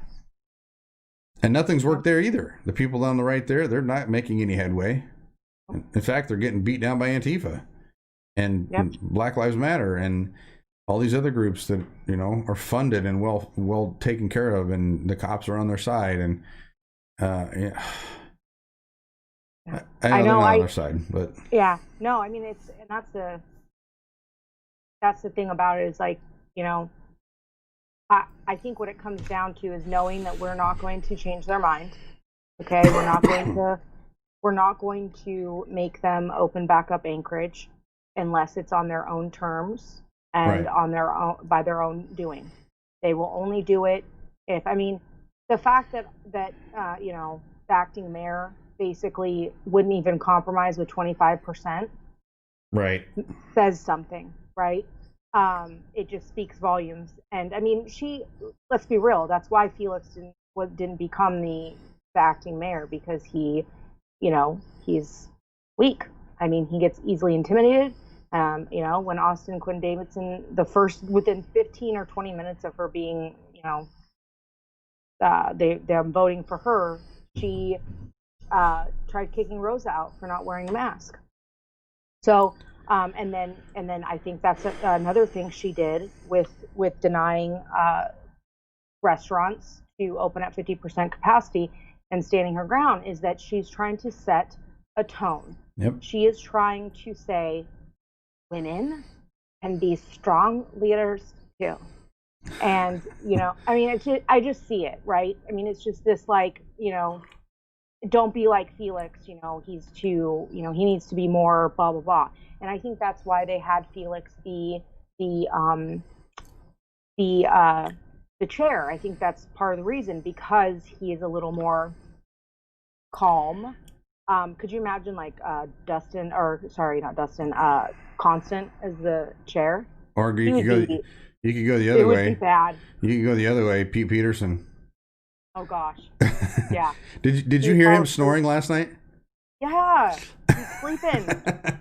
he was freaking snoring on the meeting, and someone had to wake him up. And it was funny because like the first 3 times they said his name, he never answered, and he was on mute or something. I don't know what it was. But then later on in the meeting, he was snoring, and I heard it several times, and I'm like, and then there was a big disturbance on the phone. I think he probably fell asleep again and dropped the phone.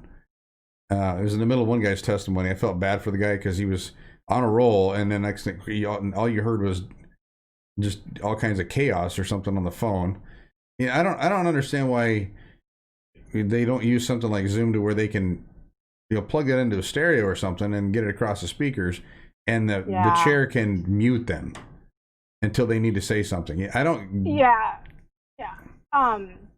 What district is Peterson in? East. Is it east? The east side? Somebody needs to do something about that. I mean, so one of the things that one liberal guy said to me was that, or he goes, Pete Peterson's probably the most liberal on the assembly, and nobody ever says anything bad about him. And I'm like, because he's not an asshole. He doesn't say anything. Exactly. All the other liberals up there are assholes. That's why. And he agreed with me on that. He said, no, you're right. He is very respectful and blah, blah, blah. He's old school. I'm like, yeah, so shut up. When was the last time you heard him ask anyone a question? I'm not sure I've ever heard it. Oh, no, I've never, ever, ever, ever, ever, ever. Actually, Crystal Kennedy, maybe like once or twice. She doesn't ask a lot of questions either. Yeah, I tell you what, I've heard her voice a lot more than I've heard his. Okay, but here's the deal. The reason you have is because she goes on tangents.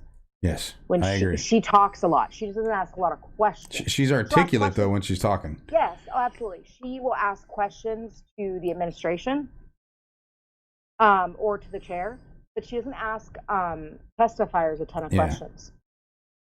So... Well, and then then you got Dunbar, and the questions he asks is kind of off the wall. I don't know. I think we're up against a difficult beast. I think that we have to look ourselves in the mirror and figure out how far we're willing to go. Well, I think what's it mean to us?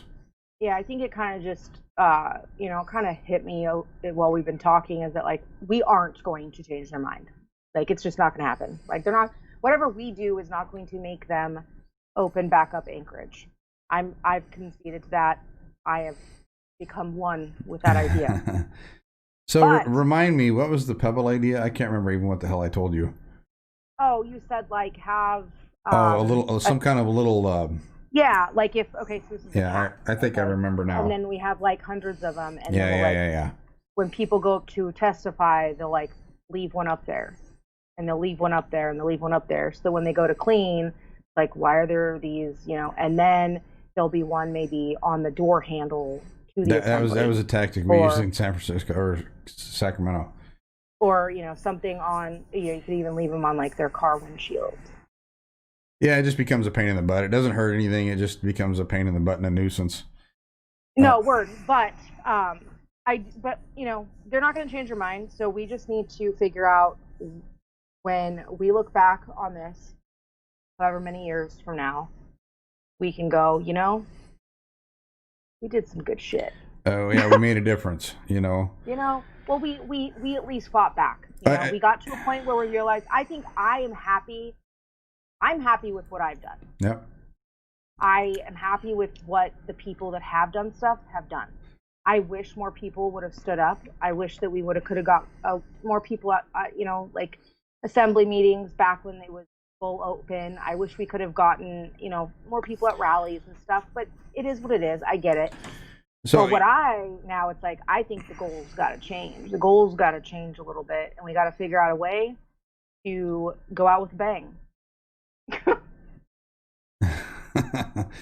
Well, we can go out with a bang. Not a bang bang. Not like that. Well, we got to go out on a good note. That's for sure. I tell you what. I'm gonna share you a story real quick that happened to me today, and then I want to know from you. So I'm gonna ask it now, but let me run my story, and then you can answer it. Let's give you some time to think about it. Everything that we've done, everything we've gone through, everything that we've seen, everything that we've tried to change. What keeps you going? Okay. Now that I've asked the question, let me run through. This is what keeps me going. So today I had an eye doctor appointment. So I went in. It's been a month or so since I had my eyes looked at. Still dealing with the bad LASIK thing. So I had to go in and get a new prescription for my glasses because they're still changing. And one of the guys that's in there, he's not a vocal political person. He's not coming out he's been to one of our events. But one of the people that works in my eye doctor's place, I didn't even realize it to start with. I was sitting in the room and he turned around and he goes, "You're that guy from that group, right?" And I'm like, "Well, yeah." And this was a month or two ago. This wasn't today. But his wife does a lot of stuff with us. She was actually at the church meeting that we had this last week. And so, he kind of looking out for her, and he messaged me a while back and wanted to know a little bit more, and if we could, he wanted to know a little bit of like how dangerous things can get. So I'm like, well, right now nothing's dangerous in Alaska. You're seeing stuff down south. It's not like that here. Mm-hmm. And so, I kind of covered him a little bit on that. And then today when I was in there, he was the guy that set up all the machines and stuff for them to check my eyes out. Anyway, we kind of got to talk a little bit, and what he said to me really hit home. And a lot of it was like, he goes, "We need more people like you guys." And he mentioned me and you, and he mentioned a couple other people, and he mentioned us by name, and he mentioned a few other people, but he goes, "Without you guys, we have no hope." And it kind of hits the feels a little bit. Yeah. And that's what motivates me is, that we have to figure out a way to give the people their hope back. And I've tried to relay that to the assembly, but they're so damn tone deaf that they don't have a clue what we're talking about. But he just and it was a little emotional for him too, because he knows that we're kind of looking out for one another. It's like with the COVID thing. I explained to him how much stuff was dropped off at my house, and the community that we are involved in helped us out because I couldn't go anywhere to go shopping. I had 5 bags of groceries dropped off from the valley. From people we don't normally, they've done a few events with us, but this is the valley, right? Yeah. Drove them all the way in and dropped off stuff. And that's how I survived the week that I was sick. And, I praise God that if there's anything that I can do to repay those people, if any of them need anything, I'm right there. And but that's the kind of community that I like to be involved in, the ones that will help you back, help you out if you need it. Yeah, And absolutely. you know, just him saying those few words, that's what it's about for me. It's Yeah, about not the recognition of it, but just being able to give people back some hope that they're not alone. yeah, yeah. Well, I think mine is similar to yours. You know, I remember my one of my good friends, um, not like-minded on COVID, but she is a conservative. Um, who when I was on the cover of ADN with Bye Bye Berkey sign, um, she called me and she's like, "So, friend, you're on the cover of ADN." I'm like, "Excuse me." I don't, I remember you telling me this. Yeah, yeah. I mean, the actual newspaper. I don't think that I was in like the online publication, but the newspaper. Right. Um, anyways, and so um, she said that her liberal friend, or maybe more democratic. Wouldn't maybe say she's liberal, but called her and was like, "So Sarah's on the cover of ADN." Like, yeah, oh, okay, She's like, I just don't understand why people want to celebrate the demise of someone's marriage or whatever. She's like, well, you have a mayor that's making decisions about a city, and You can't keep it in his pants. cheating on his wife. Well, and that's where Tina agrees with me, is that, she's very, she's conservative. She's been married, slept with only one man her whole life, been married for, 25 years. So for her, she agrees with, that. And so she said the lady asked my friend, well, has Sarah even lost any income because of this? And Tina said, well, no, but, she's, I think is trying to stand up for the people that, have and stuff. And I, I've always been the type of person that sees both sides of things. And I even do still, even when it comes to more topics that maybe are a little more cut and dry from a conservative perspective, I can understand the other side of it a lot of the time. And from the very beginning of all of this, I always felt, before everything happened with COVID, but that I needed to do something. I needed to help. I needed to.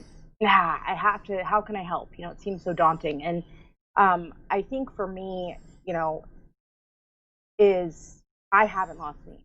I've been able to work from home. My paycheck has stayed the same. I have not had to worry about how I'm going to pay my mortgage, how I'm going to pay for my truck, any of that.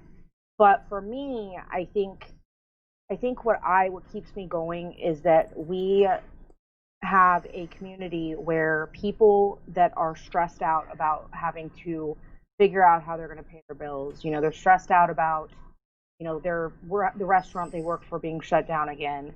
All of that, we have this place where they can come and they can feel at least like people care. Like, Mm-hmm. these people care about what I am going through. I think that's what keeps me going. And one more thing is, what's the alternative?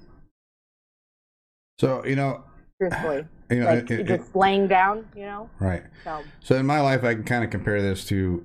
I'm a mechanic. I like working on stuff. I like to tinker. I like to fix things, and that's what I do in my professional life. Is I fix things, and this kind of thing. It's obviously different than mechanics. I mean, there are mechanics involved with it politically, but this is something that I haven't figured out how to fix, and it drives me absolutely up the wall. yeah. And it's like, if I just grease this enough, it'll freaking quit squeaking and squawking at me. And Yeah, that's true. I'm not a mechanic, okay? But I will agree that I can understand that from my perspective of, I always have felt that if you can talk to somebody in a rational way, and you can, give them your side of things, and talk to them and like a human being, that if you have enough people to do that, like, you can make a change if you just stand up and you talk and you tell them. And I remember, and I talked about this yesterday when we were at the assembly meeting where they voted and they locked us out. And I looked at you and I go, they don't give a shit no. what we think. And it had hit me, and it really did, that they don't. And so I kind of feel like that with your mechanic statement, is that I've always felt like, oh, if you can be reasonable with somebody, blah blah blah blah, you can at least make them understand your side of it to a point where, and then I take that and I bring it into this atmosphere of like local politics, and I'm like, okay, yeah, if I rally enough people to go and do these protests and voice their opinion, if they see these 500 people on the grass, they're going to be like, oh wow, we shouldn't do this. And little did I know, little naive Sarah, Yeah, they don't it's care. tough. Well, Yeah. it's like, I look at like our groups and our events and things like that. It needs to be a well-oiled machine. The people that support the same values, that all needs to be a well-oiled machine, and we have to work in unison and make everything work. It's like a chain on a bicycle. You're riding a bicycle down the street and the chain breaks, you're gonna fall on your ass. Well, Yeah. it's the same thing whenever you've got certain people that you'll see an idea one way, got certain people see an idea a different way. We're all individuals, and we're individualists. I mean, I don't even know if that's a word or not. I just made it up. I don't know. Individualist. Uh, I think so. Now I'm like, I don't but know. we have individual souls, we have individual spirits, and we're going to come up with individual thinking. And the other side, they're more like drones, right? You again, it's like the beehive mentality. You got your queen bee, which would be Austin Quinn Davidson, and then you've got the worker bees that are going to do everything that makes her happy, and they're going to do what they have to do to keep that beehive alive. And whether it's money coming in, for whatever purposes, but you know, we don't tend to do that. We're kind of we're all kind of lone wolves in our own respect. We're very, very much so. We want to be left alone. We want to just we don't want the government all up in our Cheerios. We want to raise our families. We want to, do our thing, and we don't want to do this. No. This is not what feeds our soul. The only thing that feeds my soul out of all of this is like you people. Yeah, the community, man. Meeting new people and the community. I don't want to go to the assembly. Are you serious? So boring, and they piss me off, man. I get so you guys.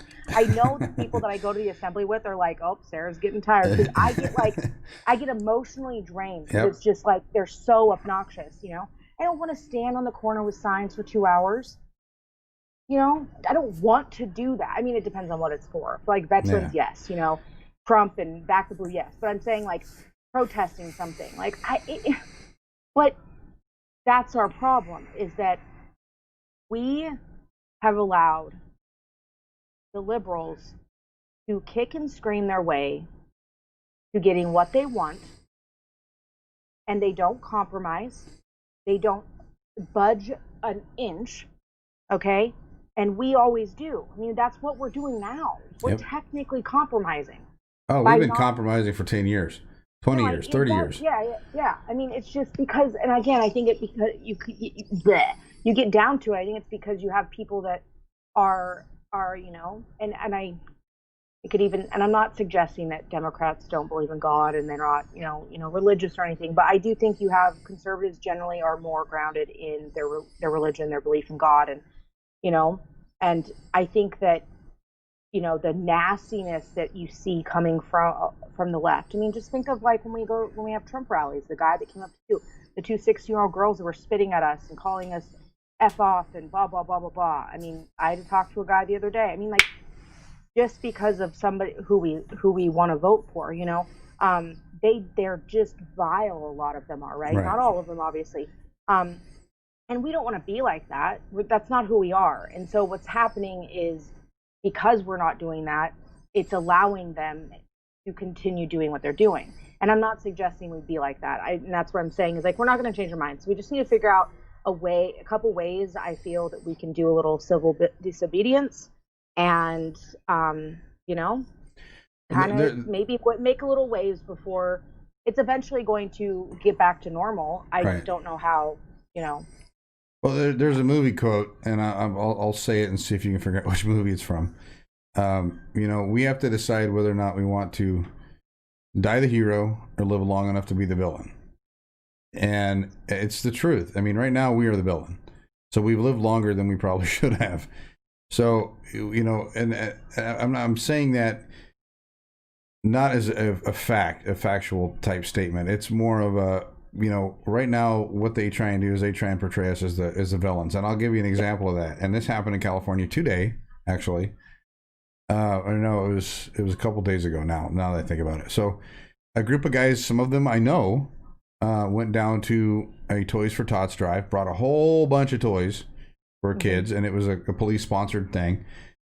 Went down there, and there's a sign that everyone's screaming is racist right now. And the funny thing is, you look across history, and every person on the planet's used this. It's this, right? Okay, that's considered a racist sign now, and it's don't know how that got portrayed. I thought it was like a doorknob thing with boys. Well, it used to be a game. You'd go like this and put it on someone's leg, and then if they didn't see it right away, then you hit them. Doorknob before, and then you'll punch them or something. That's how it started. And then a couple groups adopted it. 3%ers adopted it, and then those groups started getting called racist and yada yada yada. Then there was another group that started using it that were the Proud Boys. And this group was the Proud Boys. Most of them were. And there's a few people in that group that I know. They are literally the most compassionate, friendliest people you'll ever meet. They're not racist by any means. In fact, they've got races of every culture you can think of in their group. And again, these people delivered a shit ton of toys for kids. And the town in California that made a stink over it literally made, I swear to God, they literally made the police department come on and make a statement that they didn't support those groups and blah, blah, blah, blah, blah, and that they weren't going to tell the kids where those toys came from. I mean, that's literally, and I'll give you an example of another thing too. We did a fire benefit for families in Northern California whenever they had the North Bay fires. And luckily we got this shut down, but I was part of the 3%er groups. These are guys so 3%er, for anyone that's watching and doesn't understand what it is back in the Revolutionary War days, when the Constitution was written and when it actually meant something. There was 3% of the population that stood up to fight against the British. That's an estimated amount. It's not completely factual. No one really knows, but that's the estimated amount of the people who actually stood up and became the militia. And so that's what a lot of the people that I know and I like, and they're not racist people. They're not people that are going to go out there and do something crazy. Most of them, but we did a benefit for this thing, and most of us that did it, actually, it was a group of 3%ers and from all over the place. We got together. We took all kinds of toys and clothes and all kinds of other places. We contracted a restaurant to put on this thing, and it was basically a Christmas dinner for people that lost their homes. They had kids, they had all kinds of stuff. So I think we fed 18 families that night. It was a big deal. And we drove up like 3.5 hours from where we lived to go to this thing. And a friend of mine, and this is what's really sad. So a friend of mine that was really heavily involved, he made like 6 trips, and he drove like 8 hours each trip. I mean, it was unbelievable how far this guy drove. The last memory one of the last memories I have of him was him helping do that. And right after I left and came to Alaska, within like 6 months, the guy died of cancer. So that, I take it personal. And this is a guy, he's a teddy bear. Dude has a big, huge beard. Probably one of the best ranch hands you'd ever meet. Works on a ranch, cowboy guy. Plays guitar, sits around the campfire, plays guitar. Super sweet guy. Not a racist bone in his body, not a cell in his body is racist. And somebody in Redding, California, turned this shit into a complete shit show, saying that everyone that was there that was showing that sign was racist, and that the restaurant should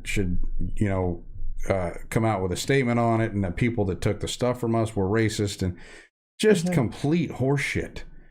And they took something that was a beautiful thing that we did for other people. We didn't have to do it. We did it for other people because we knew that they were without.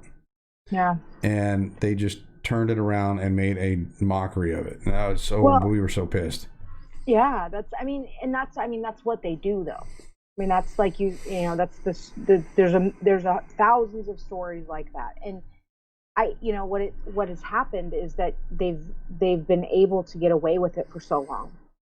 If you think, cancel culture. Yep. you know, and people are starting. I do feel like we're kind of, we're like right here where it's going to start getting better, because it has to. Okay, because like think of Goya Foods when AOC told people to boycott them. Yeah, they made record sales for like a month. Yeah. And I do feel like also kids. I mean, like, you go to the Trump rallies and there's more so during the summer, but there are not. Well, yeah, towards the end of summer, there were younger kids there. I mean, they were probably early 20s, and I do feel that every generation has a Rage Against the Machine, right? Yeah. Portion of their generation. Yep. And right now, the machine is to be a liberal and to cancel everyone, and everything's racist, and there's systemic racism and cancel culture, and everything is offensive, and I need a safe place, and I have anxiety and depression, and I'm sad, and make me feel better. And so I think you do have this group of people in any generation that are, again, Rage Against the Machine, and they're like, yeah, no, that's not how that works. My dad, raised me, and my mom raised me, and they came from meager upbringings, and they worked their butt off. I know we're good. Like, then they see the writing on the wall. But I do think you just have to keep doing it. Like the lady that got the woman that the teacher, and was it California maybe? She went by a protest against the lockdowns. I don't remember if it was California. It might not have been. And she was screaming, "Oh yeah, F you! I hope you all die. I'm a teacher." Blah blah blah. And she ended up getting suspended. Good. It's like the teacher that was shooting. You remember? This is back. It's been a couple of years ago now. But the woman that was shooting the water gun in class at a picture of Trump. You remember that? I mean, the woman was insane. How did she get to be a teacher? She's literally insane. She's trying to shoot the president with a water gun. And, it used to be back in, I don't know, Obama's time and before, that if you made any kind of, basically, any kind of veiled threat toward the president, guess what? The FBI was on your doorstep. And you go on Twitter now, there are thousands a day, thousands and probably millions a day that are making those kinds of threats, and nothing's happening. They're getting away with every bit of it. It's become such a normal thing that they're not even raising their eyebrows at it anymore. Trump has had more assassination attempts than any other president before him. The people trying to jump over the White House. And nobody talks about it. No. The only thing they talked about was when those guys got arrested for attempts to kill Gretchen. What's her name? Gretchen? That horrible governor. Yeah, they tried to say that those guys are 3%ers, and they weren't. They were Antifa guys. They were paid to do that shit, and they were stupid, and they got caught. Yeah. And that's what. And that's the thing that we just have to keep. And it's tough. It's tough because you. Well, look at Kyle Rittenhouse. Have you followed that story in Wisconsin? Okay, so not like intently, but I do know he got on bail. But I mean, they're trying him for six counts. Yes. He shot 3 people in self-defense. Yeah. He had guns pointed at him multiple times, defended himself, tried to get out of there. He was actually, in fact, the first guy he shot in the head, and he was actually retreating when he did that. And he went over to check on the guy, and then retreated after that, got chased down, was retreating, running away from everybody else. They tackled the guy. The second or third guy he shot had a gun pointed at his head. Yep. And but yet he's the one getting charged. I know. Luckily the guy that got shot in the bicep, that guy ain't gonna be able to lift more than like 10 pounds in his life now. Well, and there's screenshots that floated around of him commenting and saying the one thing I regret was not killing him sooner or something, or hesitating or something. It was he stated it live on a video. I watched that damn thing. Oh, he did too. Okay. Yep. Oh yeah, it was a statement that I can't remember who the hell it was that interviewed him. It was someone that was relatively famous, but it was at some kind of a picnic or something. The guy said that. The thing is they're turning our side into criminals, which we're not. So get this. So in Texas, there's a bill put forward in Texas, which is generally the most Tex- red state on the planet, other than Austin oh, and Fort Worth. here's the deal, though. Okay, because Texas was blue for a good long while on election night. No, I know. I Uh, know, but I'm just saying, like, somebody tweeted out, somebody from Texas tweeted out, like, kind of poking fun at us for not, like, I don't remember what it was. I was like, whatever, y'all were blue for a good long while. We were always red. well, So they just so you know, with Texas on the votes and stuff, they always start in Austin. They always start in Austin, and Austin's Austin's definitely a liberal. blue Yeah. liberal shithole. I've been Yeah. through Austin a few times. Fort Worth is also relatively blue. Dallas is blue. Um, so anyway, they put this bill forward. Now Texas is usually like a wild west kind of state, right? You come on my property, I'm shooting your ass dead. This lady put a bill forward. I swear to God, that stated that if somebody came in your property, that and this was a law she's trying to pass, that you had to prove that you were fleeing and running for your life before you shot at the person. And then there was something else in there where she was trying to get it to where no one could have a gun in their home, and that the only person that could be armed was the intruder, because he What likely no, I swear to God, this is on there. That the intruder likely needed the stuff more than the homeowner, and that the homeowner had insurance that could replace that stuff, and that it wasn't worth someone taking a life. Now, Wow. Texas has it's a castle law. It's what a castle doctrine is what it's called.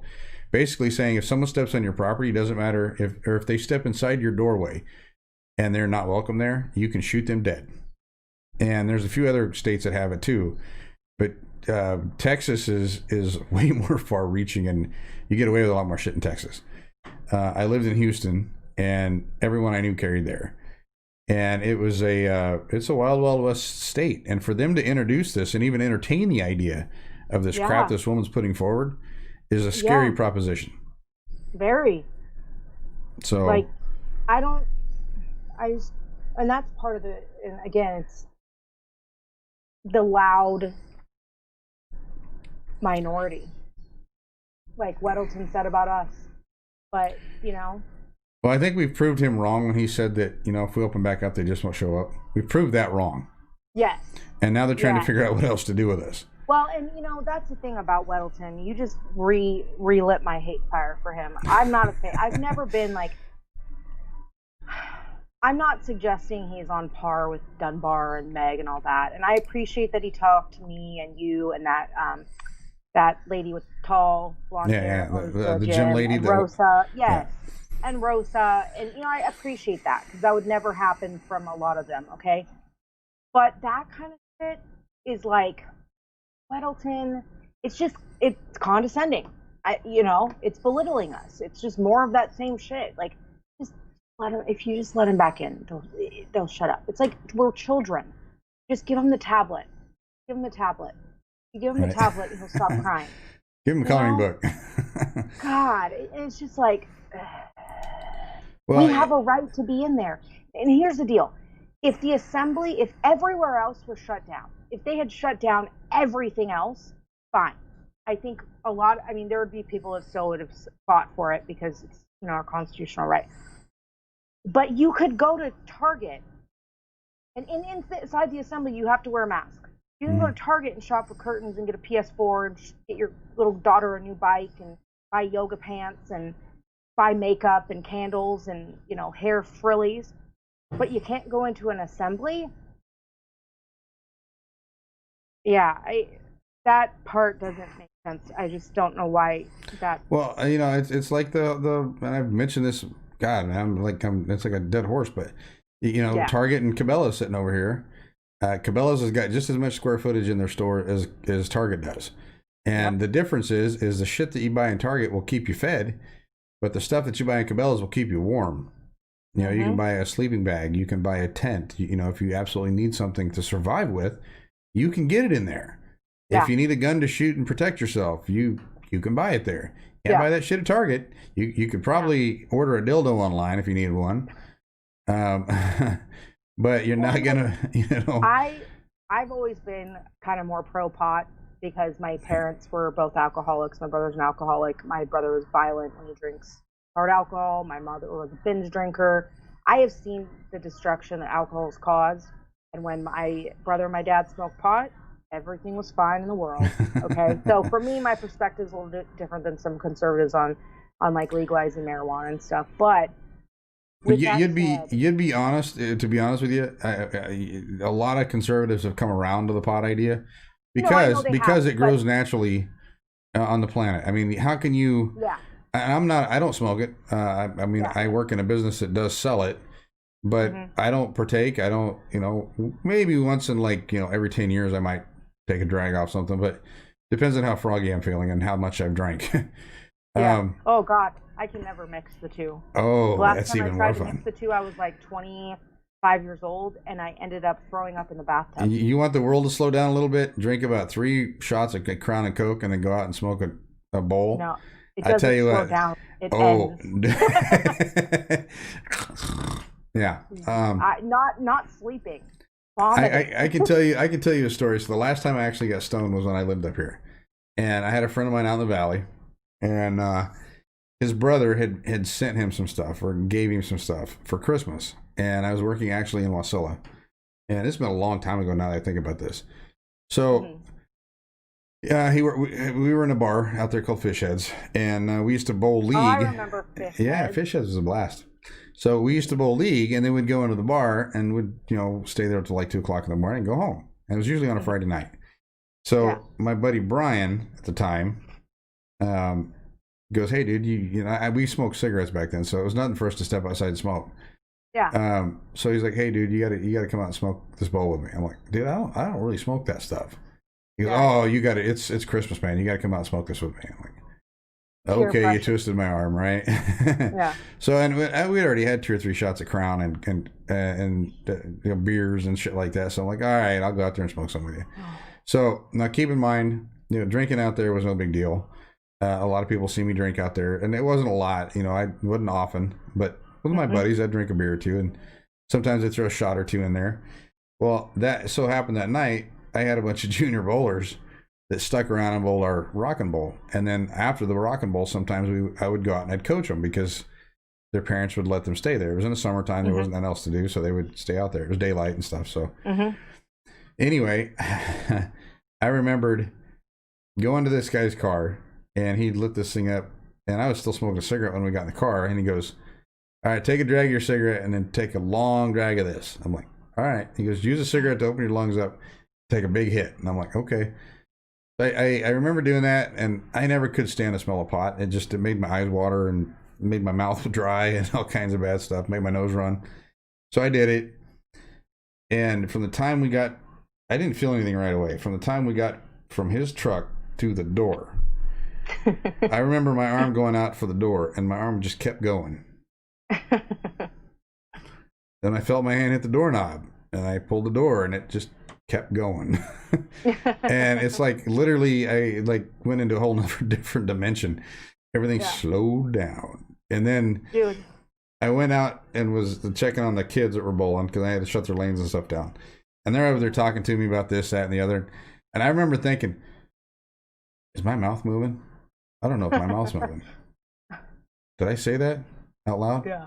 I mean, it was just like, what the I couldn't do it again. I mean, it was just so weird. Yeah. And I'm not a person that likes to feel out of control anyway. And that night was, man, that was it took quite a while for the bus to come off that. Yeah, the whole mixing of those two has never been a good thing for me. So it's either one or the other. It's probably a safe thing. Yeah. Yeah. I definitely am not I don't smoke often at all. So I got lucky. I I got to state this. I actually lived in the bowling center, so I didn't have to drive anywhere or go home. So my apartment in the bowling center, so I made good money, and I didn't have to pay rent, which is like perfect at the time. I bought and paid for a pickup for like 13 grand in 2 months.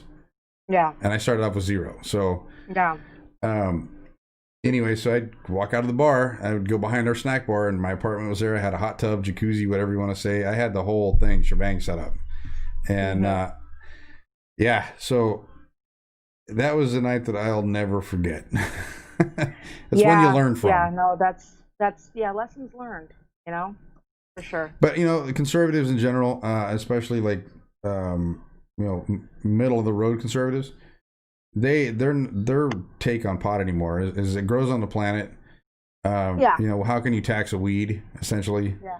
So No, I know, and I know it's changed over the years. I do know that. I just I don't even know. Oh, I was gonna say though, is that my whole point behind mentioning that was that the fact that you can go and buy marijuana right now, but restaurants aren't open. I mean, it's just the picking and the choosing. You can buy alcohol. You can buy alcohol. Yeah, I mean, you're picking and choosing based on risk. It's medicinal, and it's a coping mechanism. Is what they're saying. Another thing that pisses me off though is that unless you're okay, they only contact trace at like restaurants, and I think they contact trace it at my place. Okay, so what my point is, they do not contact trace at grocery stores. Mm-mm. And so it's like, how do you know that's not a hot spot? If it's all new and it's all developing and we don't know all the answers because it's constantly changing, how do you know grocery stores are not a hot spot? It's a guarantee that it is. I mean, it's you'd be completely stupid and ludicrous to not believe that that's where it's at. Costco, Walmart, Target, you name it. Any place that's got hundreds of people in it, like per hour. Yeah. It's a spreader. I don't give a shit what you say. It's like the homeless population. The first place that me and you met was at the human trafficking thing. Well, we didn't really even meet that day. No, we didn't meet. We stood next to each other and we're like, I don't know who you are. Yeah, I think I know who you are. Yeah, we met at the that first meeting we had. But Gosh, that's crazy. What you keep talking? I'm gonna look at when that was. That's a long time ago. A long time. So, well, I think it was like back in March or something. It was right after I got laid off. So I had the afternoon to do whatever I wanted to do. It was not March. It was definitely not March. What, April? Oh no, it was like July. It was the end of July. Was it that far? Yeah. What did I do? What did I do in March and April? I didn't start. Had so many events. I've scrolled back 5 times and it's October. It was in the end of July. Okay. Yeah, it was definitely. I think I started the group on like July 23rd or something like that. So I contacted you shortly after that. I think we and you chatted online or something before that, and then. Well, you came. I was there. Angela was there. You joined Taking Back Anchorage, and then you had mentioned in a comment that, hey, I run a group for Second Amendment. Second Amendment. Yep. And I said, hey, if you want to make a post about it, you can. Like, that's fine. Yeah. Like, really? Okay. And then, so yeah, the human trafficking event was on the 30th of July. And then our protest plan was on August 4th. Then we had Kriner's Diner rally on the 5th. Yep. We just kept going. Oh, we're gonna take a little stroll down memory lane. Kriner's Diner on the 5th, Little Dipper on the 6th, House of Harley on the 8th. Yep. That was all in 1 week. Holy shit. Yeah. There was Prayer in the Park on the 16th, Back the Blue rally on the 20th. Yep. Another human trafficking event on the 22nd. I didn't make that one. There was a Take the Stand event on the 25th at the Assembly. Made that one. When he shared an evening with Dr. Joe. There was, there's other little things. The Patriot Day Rolling Rally, which we're gonna do again. Oh yeah, we need to do several of them. And we need to make it bigger. Yep. We need to make it better. Like that. I loved when I forget which one it was, but they basically pulled over on the highway. And let everyone line up. That was the one we went to Eagle River. And then we took off together. That was perfect, and it needs to happen again. We need everybody to group up right off the highway. And it was like right after, I think, the military overpass. Yeah, it was right off of Muldoon. It was like a mile up past Muldoon. Yeah. Providence. That's the one that was the one that I led, and I came up with the route on, and it was one of the shorter ones, but it was probably the most I think it put together one. Cool I think it would be cool to go all the way out to the valley. Yeah, I agree. I think it'd be kind of cool to go to like the Butte and like have a weekend out there. Oh yeah, have camping or something. Yeah. So then we had the protest at Providence. We had a Trump rallies commenced in September for sure. Then we had Back the Blue rally, which was awesome. That was my favorite event of all of them. I loved the energy. There were so many people there. It was awesome. Lisa Murkowski, that my favorite sign over there. It says, "Lisa, shit or get off the pot." Yep. I got a good amount of honks for that sign. We have another protest at Providence. For Marvin, yeah. Yep, we had 2 of those. We have ASD protests, a bunch of assembly meetings, obviously. We had the Palmer rally, I think was Trump rally. Yeah, I didn't make that one. A bunch of Trump rallies. There's a few of them that I missed because I got stuck working Saturdays and it sucked. Yep. Yeah, for sure. I need a job this Monday through Friday so I can get to these things. Oh, we were gonna have a Gwenny's rally, but then they were gonna have a Gwenny's rally, but then they locked us back down again. That's right. I remember talking to a guy that worked at the Gwenny's though at Harley Shop, and I said, we can do one for you too. And he's like, okay, maybe, but yeah. Veterans Day, we had that. We had the emergency order question and answer. The rolling protest against tyranny that was early, and I can't attend those. They're too early during the week. I sucks. I wish I could. It's hard to do them in the dark too, because people can't see stuff. So there's only like 3 or 4 good hours of daylight that people can see stuff right now. So once January hits and we start going the other direction again, then we can start doing stuff a little later. But right now, it's a lot of stuff that. I think that church thing was actually a good thing. We got a lot of people together, we've seen a lot of new faces. We need to.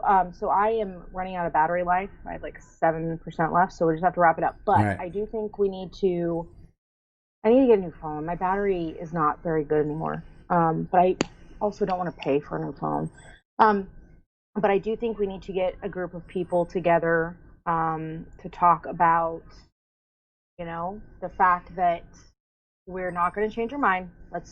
We concede. Fine. Well, let me ask you. Life's a little uncomfortable. Let me ask you this, and what about getting a group of people together on Zoom? I hate using that, but right now, I think so. I wonder if I can just use my speakerphone. Would that work? Or what? Yeah, I should be able to talk to you through it. Hold on.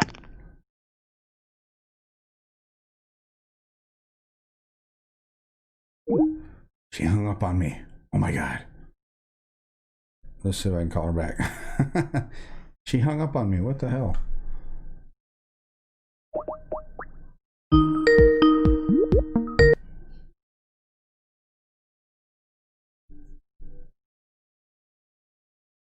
It looks like she answered. Maybe she didn't. Hello? I'm so sorry. You hung up on me, man. I didn't mean to. I don't know Skype that well. It's all good. I thought I clicked. I didn't mean. You can hear me though, yeah? Yeah, I got you. Yeah, you're actually pretty good. It's good. So now I'm plugged in, so now I'm good. Continue. Okay. Cool.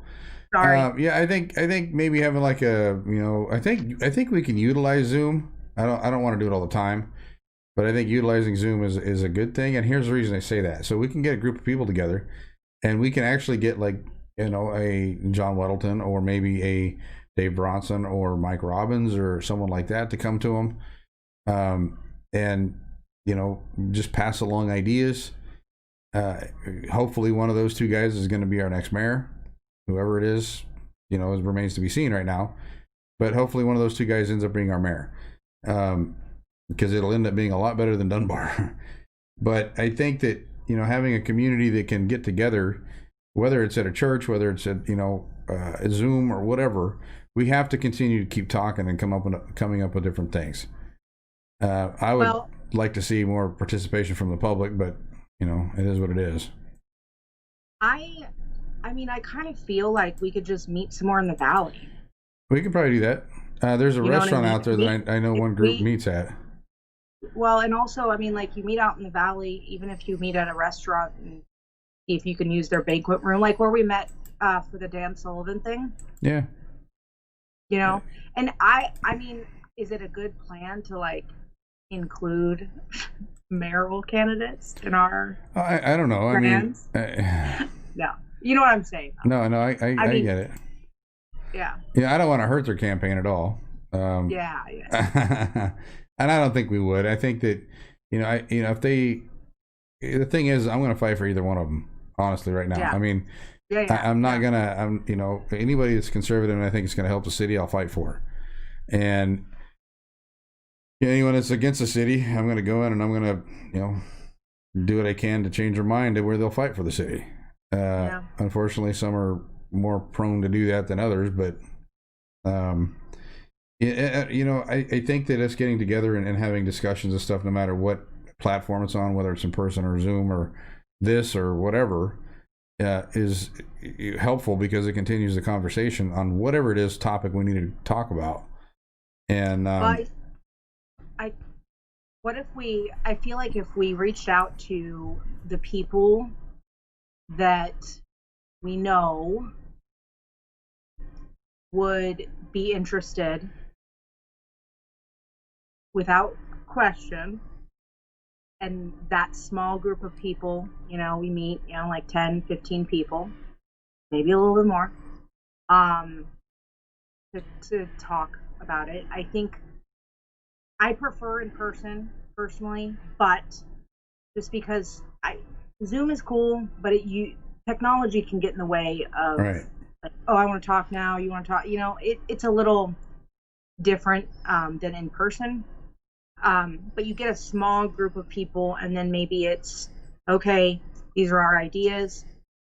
We can do this. We can do that. Let's try this on here, and then maybe each person recruits, a couple people depending on the event, if you will.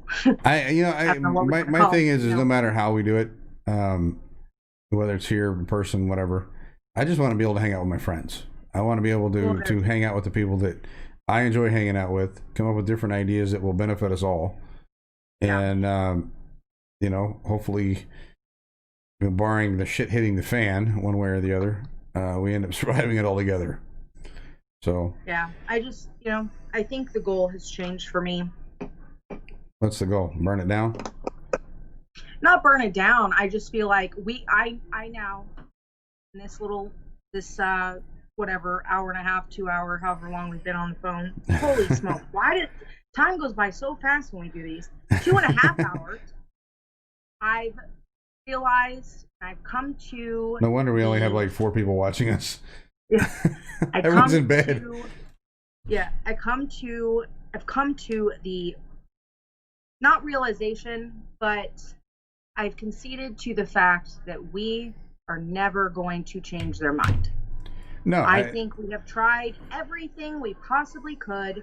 People have cried, people have been heartfelt, people have been calm, people have been nice, people have been a little mad, okay? People have written, they've written amazing testimonies. Oh, yeah. People have really gone above and beyond. We've done protests with a ton of people there. We've done rallies.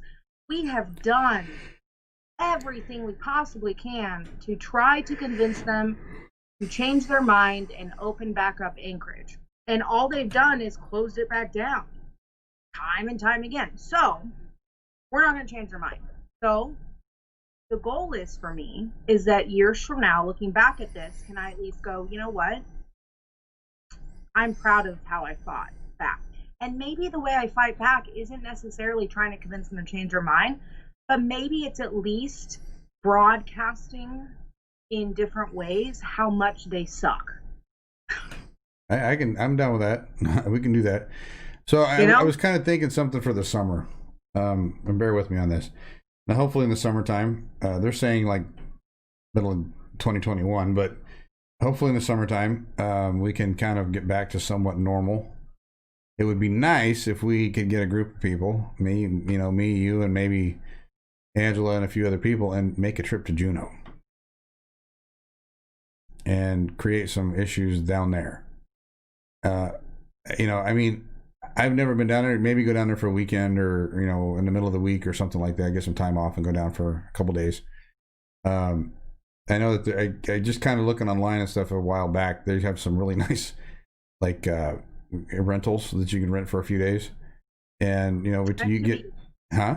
I have to be somewhat careful with that. My employer is like, Well, we don't I'm not we don't announce it. okay. We Okay. we can get you a Guy Fawkes mask. I have a couple Halloween masks that There I you can pull go. out. Um, I mean, I think that it's important for one. For one, I want to do it, but I think it's important that everybody that gets a chance and wants to do it should be able to go down and check out the Capitol. I mean, and you know what? I've done it in every city and every state that I've been in. I think it's important that we at least lay eyes on it, and if we Yeah. can get in on a legislative session, if we can time it right, we can go in there and say, hey, you know what? We're from Anchorage. This shit ain't working. Hmm. Stand up, let your balls drop, and get out there and do some damn work because you're not helping the people. And Right. because they're living in they're living in an echo chamber in Juneau. It's all liberals in Juneau. So when I say all, I mean there's a few people out there that'll stand up, but they're No, severely I know. outnumbered. No, I And know. Juneau's not a huge community, so I think it would be kind of cool to go there. I've never been there. I actually have a friend that lives in Juneau, Sitka.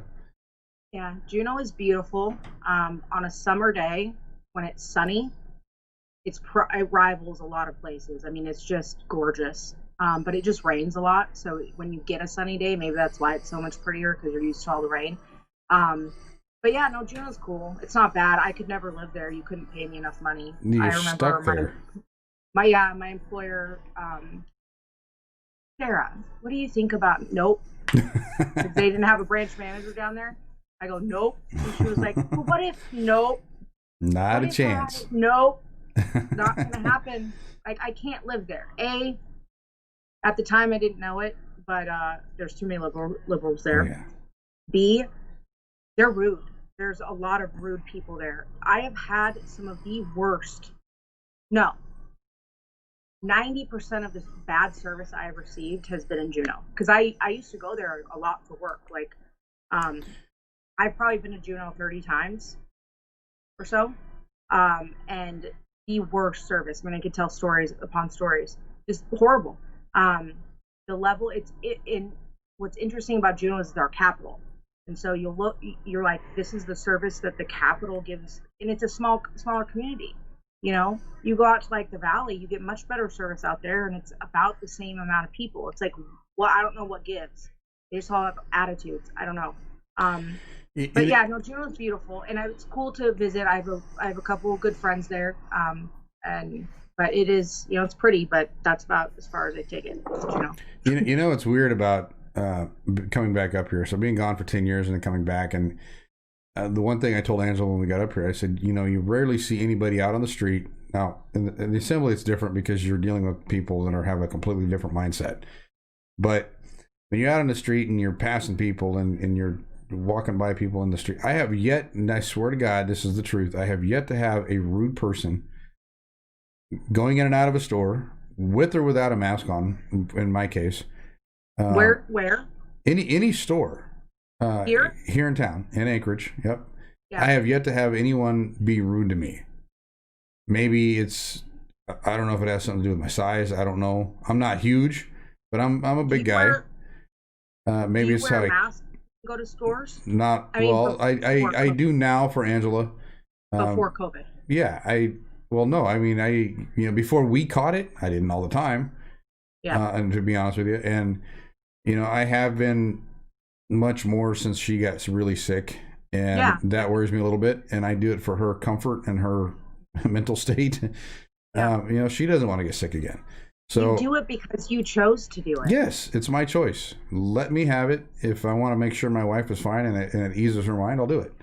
If if I don't think that it's dangerous, then I'm not going to do it. But I have yet to see, and I have yet to have anyone really rip on me for anything out around the city of Anchorage. I've not even had a homeless person be rude to me. In fact, today I dropped $10 in 2 jingly jars, whatever, the people at the stores that jingle the bells. Yeah. Jingle jars. Yeah, they're called jingle jars. Single jars. I like it. So I dropped $5 at like Walgreens. I dropped $5 at I can't remember where the other one was at, but you Yeah. know, I actually had a conversation with a guy standing outside Walgreens. He was a vet, and my dad was a vet, and they served around the same time. So we just kind of BS a little bit, and I walked up as I was walking up. He was standing there and he was jingling his bell, and I walked up and I gave him the salute, and he saluted me back, which was pretty cool. Mm-hmm. And after I got done doing my shopping, came back out, and we sat there and BS for a little bit. But the dude's jar, I tell you right now, everybody, believe it or not, is in a giving mood.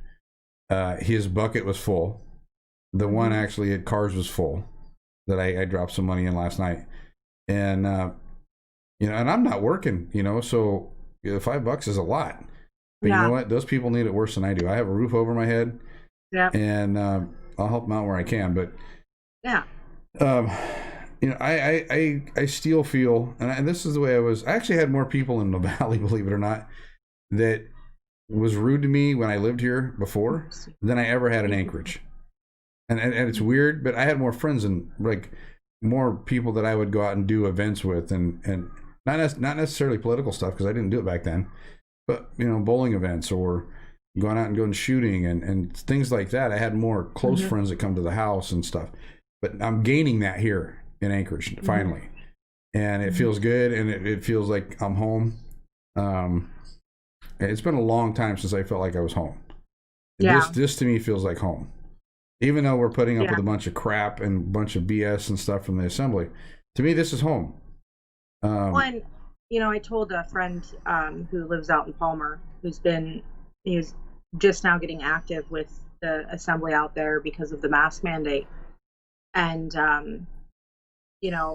I feel like the community part is the part that I think makes you almost feel the best, because you realize that shit's going to hit the fan. At some point, there's going to be some level of civil war. It may not be obviously like back in the day or anything, but there's going to be some level where it's going to get really bad before it gets better. Yep. It could be in 6 months. It could be in a year. We don't know, right? If Biden wins, I don't know what people will do, but I do know that if Trump wins, it's not going to be good. And so, but the way I feel about it is like, I'm on the good side. Like, I'm on the side that has all the guns. Like, I may only have one, but I know a lot of people that have multiple guns. So, I feel like I'm doing okay. Yeah, and the guy who taught you how to shoot here, so you're good to go. Yeah. So hey, I got a question that someone asked real quick, and it's a good question. So Jessica Flurney, I think's her name. Yeah, Flournoy, I guess. Kind of a random question since you guys aren't talking about this right now, but where are the people like Sarah Palin? That's a good question. I always saw her as a firecracker. What about past mayors and governors? Lauren Lehman was a stand-up guy. I really think that we need to start calling up resources who know government law inside and out. And I think that's right. I know that the governor that was here, I think he's got the Dan Sullivan, the other Dan Sullivan. I think he moved out of state. He had a house in another state somewhere, which is why he didn't want to run for mayor again. So I don't know how many of those people that she listed, other than Sarah Palin, still here. Yeah, and I don't know anybody but Sarah Palin, and I'm newer to the politics part. She kind of brings up a point. I mean, her point maybe not be what I'm about to say or answer to it, but Sarah Palin was loved, for a good while, and then kind of gave up and she quit chased the dream. She quit being governor, right? Whenever she ran with McCain, and it really, it kind of pissed people off. And again, I knew it was happening, but I didn't know how to feel about it. Mm-hmm.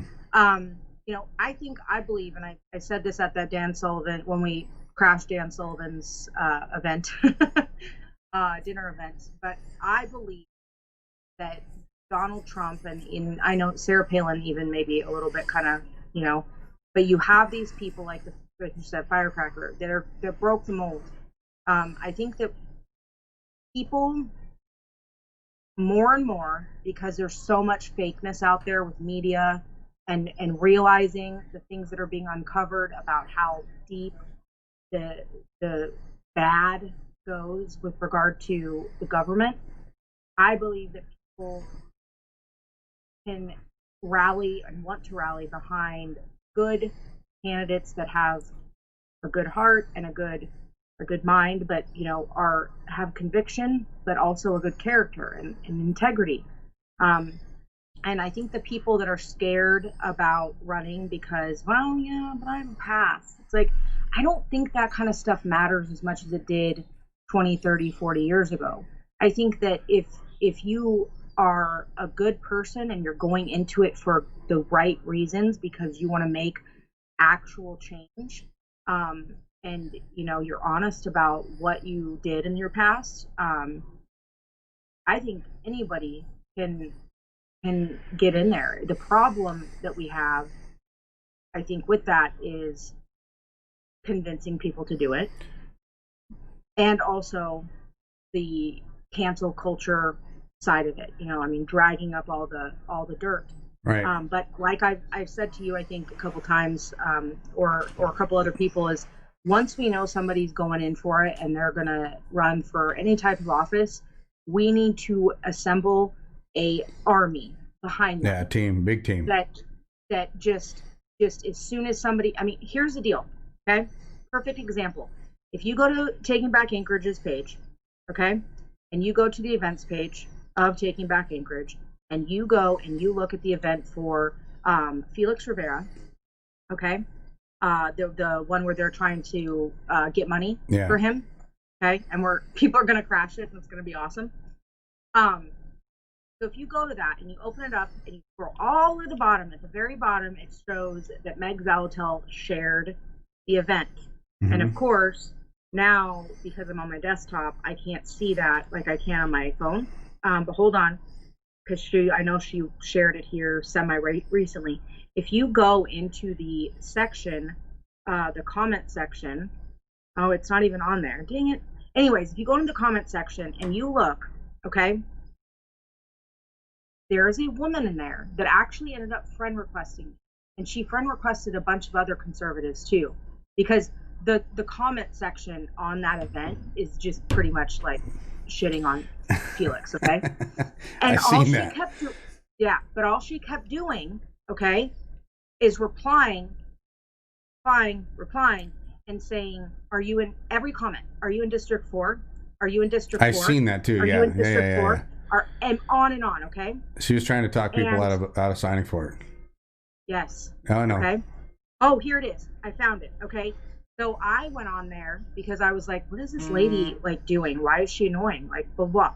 So the event says, okay, I want to read it to you because this is important.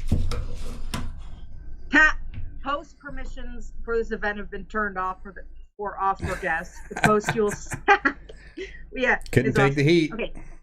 Couldn't take the heat. This is what the event says, okay? And I'm just not going to read the whole thing. I'm going to read this quote. "We know Felix, and we know the great work he's done for Midtown and for all of Anchorage." So I knew what her point was trying to be at. She was trying to basically say, why do you care? You're not in District. Okay? And so I went on there, and where's my comment? Because there's so many comments. I went on there and I said, pointing out that comments are from people not in District 4 is interesting, considering the event says, quote, "We know Felix and we know the great work he has done for Midtown and all of Anchorage," end quote. You can't flex the great work he's done for all of Anchorage without giving all of Anchorage the ability to voice their opinions on that. Your opinion isn't somebody else's reality, just like ours isn't yours. The true reality is that he and most of the other assembly members have pissed off a large portion of Anchorage, and they're speaking on it. Deal with it. Yep, that's the truth. So 100% the truth. Yeah, she replied to me and she goes, "Thanks for sharing your opinion. Complain to your assembly member. You vote to represent you in your district." And I said, "I already do. Thanks. You should thank everyone else for their opinion in the same condescending tone." So now I can't help myself. But like my point is that she is on there and she is a vulture Oh, waiting I know. for comments. And that is how we have to be. When somebody goes and they put their name in the hat, no, they put their hat in the ring.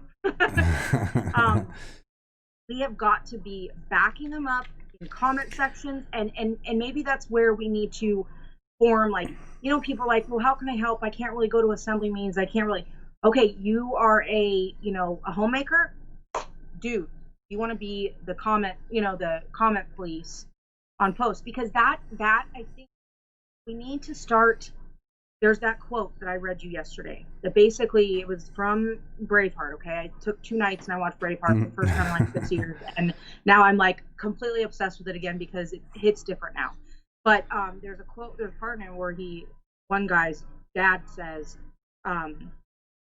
that Longshanks is basically the most ruthless leader England's ever seen, and we have got to be just as ruthless. Now, I don't agree in like doing everything that the left does. Obviously, okay, some of them are very like horrible when they do it, but we do have to kind of meet them where they live a little bit, right? We have to match it to a certain degree, and we have to do stuff like that, And I mean, it backfired on her, right? I mean, I made a solid point. Like you said, he's done great work for all of Anchorage, so all of Anchorage gets to comment on it. Yeah.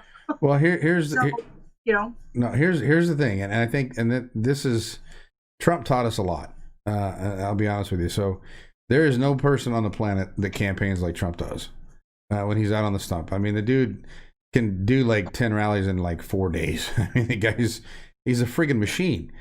And he's traveling 10 rallies in 4 days or whatever the hell his record was, but he's doing that while traveling state to state. It's not just in one area. I mean, and he's up on the stage for like an hour and a half, 2 hours. Yep. And I maybe it's just a mayoral race and whatever, and it's different. I get it, but I think you're going to have someone that's going to have that kind of energy. Maybe not the kind of rhetoric he has, maybe a little bit of it, but you're going to have someone that's got that kind of energy, that's got that kind of charisma, and that knows how to talk to the people and be able to. The one thing that I honestly can say that Trump has a problem with is being able to go from one side to the other. Now, and I'm sorry, I don't mean it that way. I mean, he has no problem. He has a big problem bridging a little bit of the gap. And now, with that said, there have been a lot of people that have come over from the Democrats to the Republicans, but most of them were moderates, and basically their party left them. They didn't leave the party; their party left them. Yes. And instead of the party staying in the middle, they went far left, and these people just got stuck there, so they came to the right. Yeah. And the problem that Trump had, or has had, and I'm not saying that he hasn't done a great job, he has, but the problem he has is he never really reached for that extra little bit on the left to get it over there. But with that said, he still had higher percentage of minorities. He still had a higher percentage of working class people. He had a bigger percentage of, I mean, the list goes on and on and on how many people he did better than any other president. He got more people to vote that never had voted before or that hadn't voted in years. Yep. And here's the funny thing, not only on his side, he got more people to vote on the other side too. Yeah. So he actually, the voter participation was through the roof. Whether or not some of them were fraudulent or not, that's still, SCOTUS is making that determination now. But case in point, even if a small percentage of the votes for Biden were wrong, Biden still set a record on the amount of ballots that were turned in for him. And Trump, I think, in turn set a record too for the amount of votes turned in for him. You could take away all of Biden's votes and Trump still set another record. So the guy's he's changing things. He caused a big change, and I hope I'm alive for when the media and the bad people get fully exposed. Yep, and eat crow.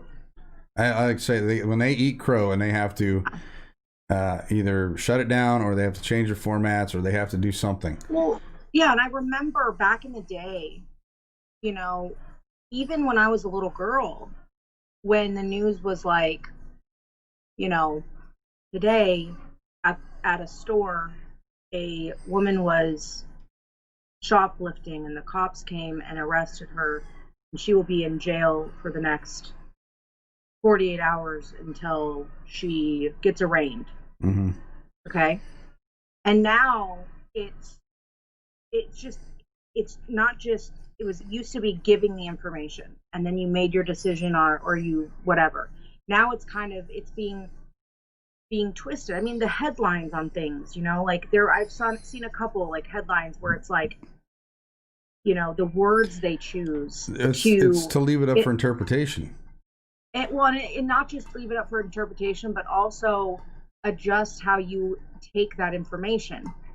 You know, it reminds me of like, you know how you're texting and, or even like when I worked as a teller, okay, through the drive up, you always had to be, when you talk through the microphone, you always had to make sure that you were like, thank you, have a good day.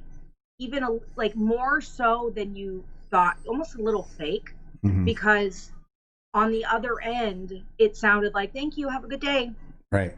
It sound, you know, and so that's what I feel like it does is it just changes the way you read that. And what, you know, what's interesting about Trump in the last couple weeks, I've asked people that have told me that some people they know didn't vote for Trump, why, right? And I think it's been 5 people have had the same response, his personality. And yeah, but I'll bet you $10 they voted for him in the last election. No. Really? No. Whatchamacallit? Well, one of my best friends' even against Hillary? I don't know two of them who they voted for last time. It was just this election. But honestly, I don't know anyone that voted for Hillary. Most of the people that would have done that actually wrote Bernie in. I mean, most of the people I talked to. I remember one of my friends saying like she wanted Bernie instead of Hillary. My mother-in-law was the same way. Yeah. But, you know, what's funny to me about that, not even funny, it's actually very sad, is that if you think of why they think that, you know, the media has just done a very fantastic job, right? I mean, if you really think about it, I guarantee you, if you were only allowed to receive the actual real information from what the media posts, so they take out all their angles and take out them snipping a thing or whatever, mm-hmm. I guarantee you 30 or 40% of those people would have voted for him. I think all you're seeing is negative about a guy. Yeah. And then all you're seeing is negative about a guy. And they're clipping him, making him look like a orangutan. Yeah. And, you know, and they're not showing any of the good he does. Ever. Like ever. I mean, there's a reason he was nominated for like 5 peace prizes. I mean, he literally was nominated for 5, and not from our country, from other countries, because you know, let's see, Saudi Arabia and Israel. Well, that's what's funny about it. Like, people laugh at that. I'm just like, I don't know. You're so indoctrinated with. It's never happened before. Well, and that's the thing too, is like, I at least understand why like AOC was a potential for the Time magazine, because people believe that she is helping change something that's actually not even broken. Right. You know what I mean? Like, they've been lied to so much to believe that shit is just so bad. And there's this AOC that I remember I made a comment. It got like 500 likes. Well, it got like probably like 20. I got attacked in the comment section, but it was okay. But on a Washington Times post about her, and I said she is probably one of the most annoying politicians ever. Oh yeah. And it was like the comment blew up. I would literally, and this is no joke, I would literally rather listen to dirt than listen to that woman speak. Well, it's like, what about, I mean, okay, if you could have the power to get rid of either Pelosi or AOC, who would you? Pelosi, because she's too close. There's actually two people I would get rid of before AOC. And the reason I say that is because AOC proves her own case. I'm not joking. She proves her own case. It's what I said before, is you let them speak and they show you how stupid they are. So you want AOC in there because she's an idiot. Same thing with what's that other idiot that just got caught sleeping with a Chinese spy? I don't remember his name. Oh God, Smallwood or Smallwood. No, I don't think it was that. Well, you know who I'm talking about. Anyway, Tucker Carlson did a thing about it. I listened to a video when I was making my lunch so today. so now there's two and I'll find his name. There's two well-known Democrats that have basically and either slept with a spy or had one as a driver, and that the other one was it Feinstein? Well, you weren't too far off. Swalwell. Swalwell.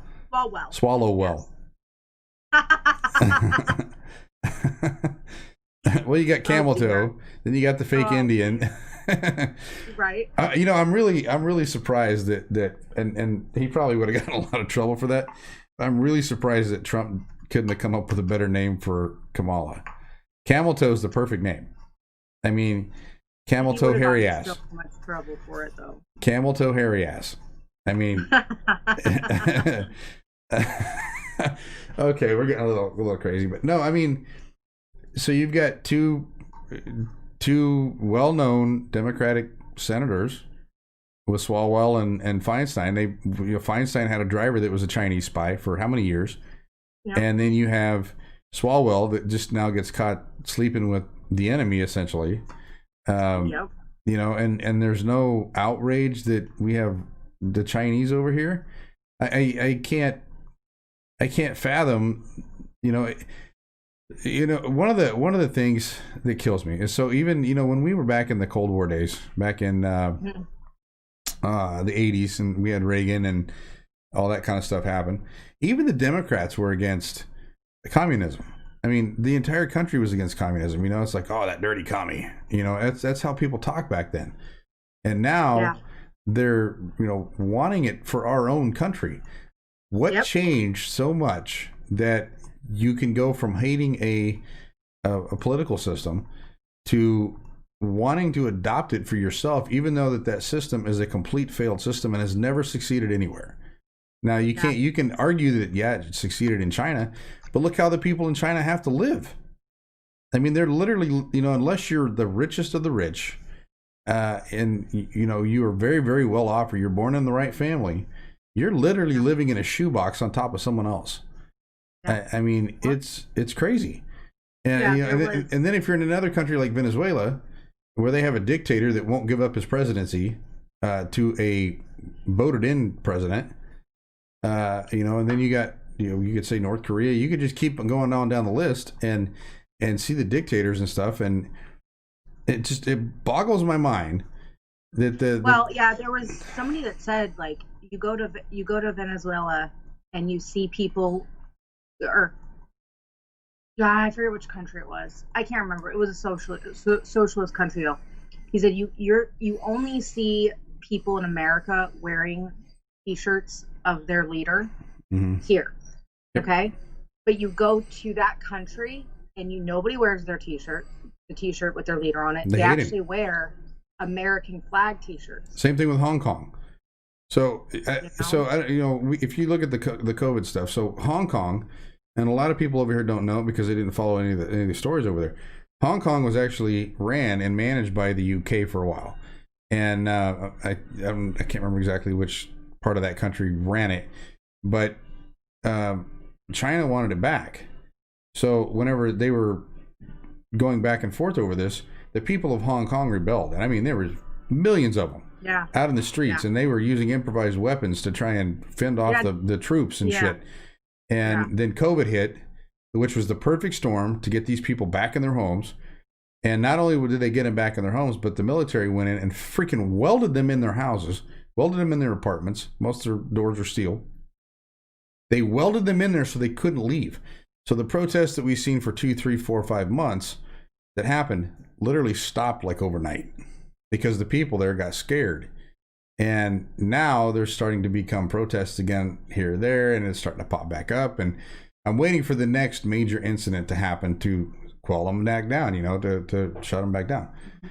Yeah. Sarah, I think we've been on long enough. I need to go up and spend some time with the wife. Yeah, she's probably like, what the hell? No, well, yeah, probably that too. But, I've been out and around and running around all day today. So I definitely I seen your doggy in the background. Yeah. I definitely need to, what do you call him? What do I call him? His name is Nubbers. Nubbers. He was born, sorry, he's drinking water. He was born without the bones in his front left paw. Okay. So it's like an empty sock. Like you can feel on his paw where his pads are. Okay. It's very interesting. So, but what happened was the paw, because he wasn't born with the paw bones, the forearm part of it kind of went under, so it actually looks like he's missing a whole leg. It's really only his paw. But he hauls ass. He got away from me for the first time. I got him when he was 6 months old, and he got away from me, and he ran down the street at some kids, and he's a golden retriever, so he's not going to hurt anyone. But he ran down the street at some kids because he's like, hey, I want to play with you. Fucking hauled ass. I mean, he's fast as hell, but he does wear out very quickly. Like he gets tired. Yeah, he's using more muscle. Yeah, so. See now, but he's a good boy. You're very good with names because I'd have just said tripod. Oh, it actually wasn't me. So his name was Trigger normally, and I didn't like that. And my cousin's husband was like, hey, so if you do get him, I don't like his name. I was like, I don't like it either. He's like, I know what you should call him. And I was like, what? And he was like, Nubbers, because he has a nub. And I was like, okay, I love it. Yeah, that works.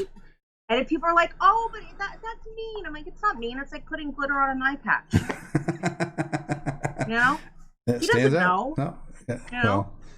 So. All right, okay, Sarah. well, you have a good night. Yeah, you do the same, and we get back together again. And yes. We need to send out. You and I need to chat about who we send our little message out to meet. Yeah, I agree on that, 100%. All right. All right. Well, what time? What the hell time is it? My phone's dead. So 12 o'clock. Okay, good. We called it before. I've been up for 24 hours. So all right. Yeah, we didn't sleep last night, so I think I still up at 5 o'clock this morning. So I will catch you another time. Okay. Talk to you later. All right. Peace. Bye.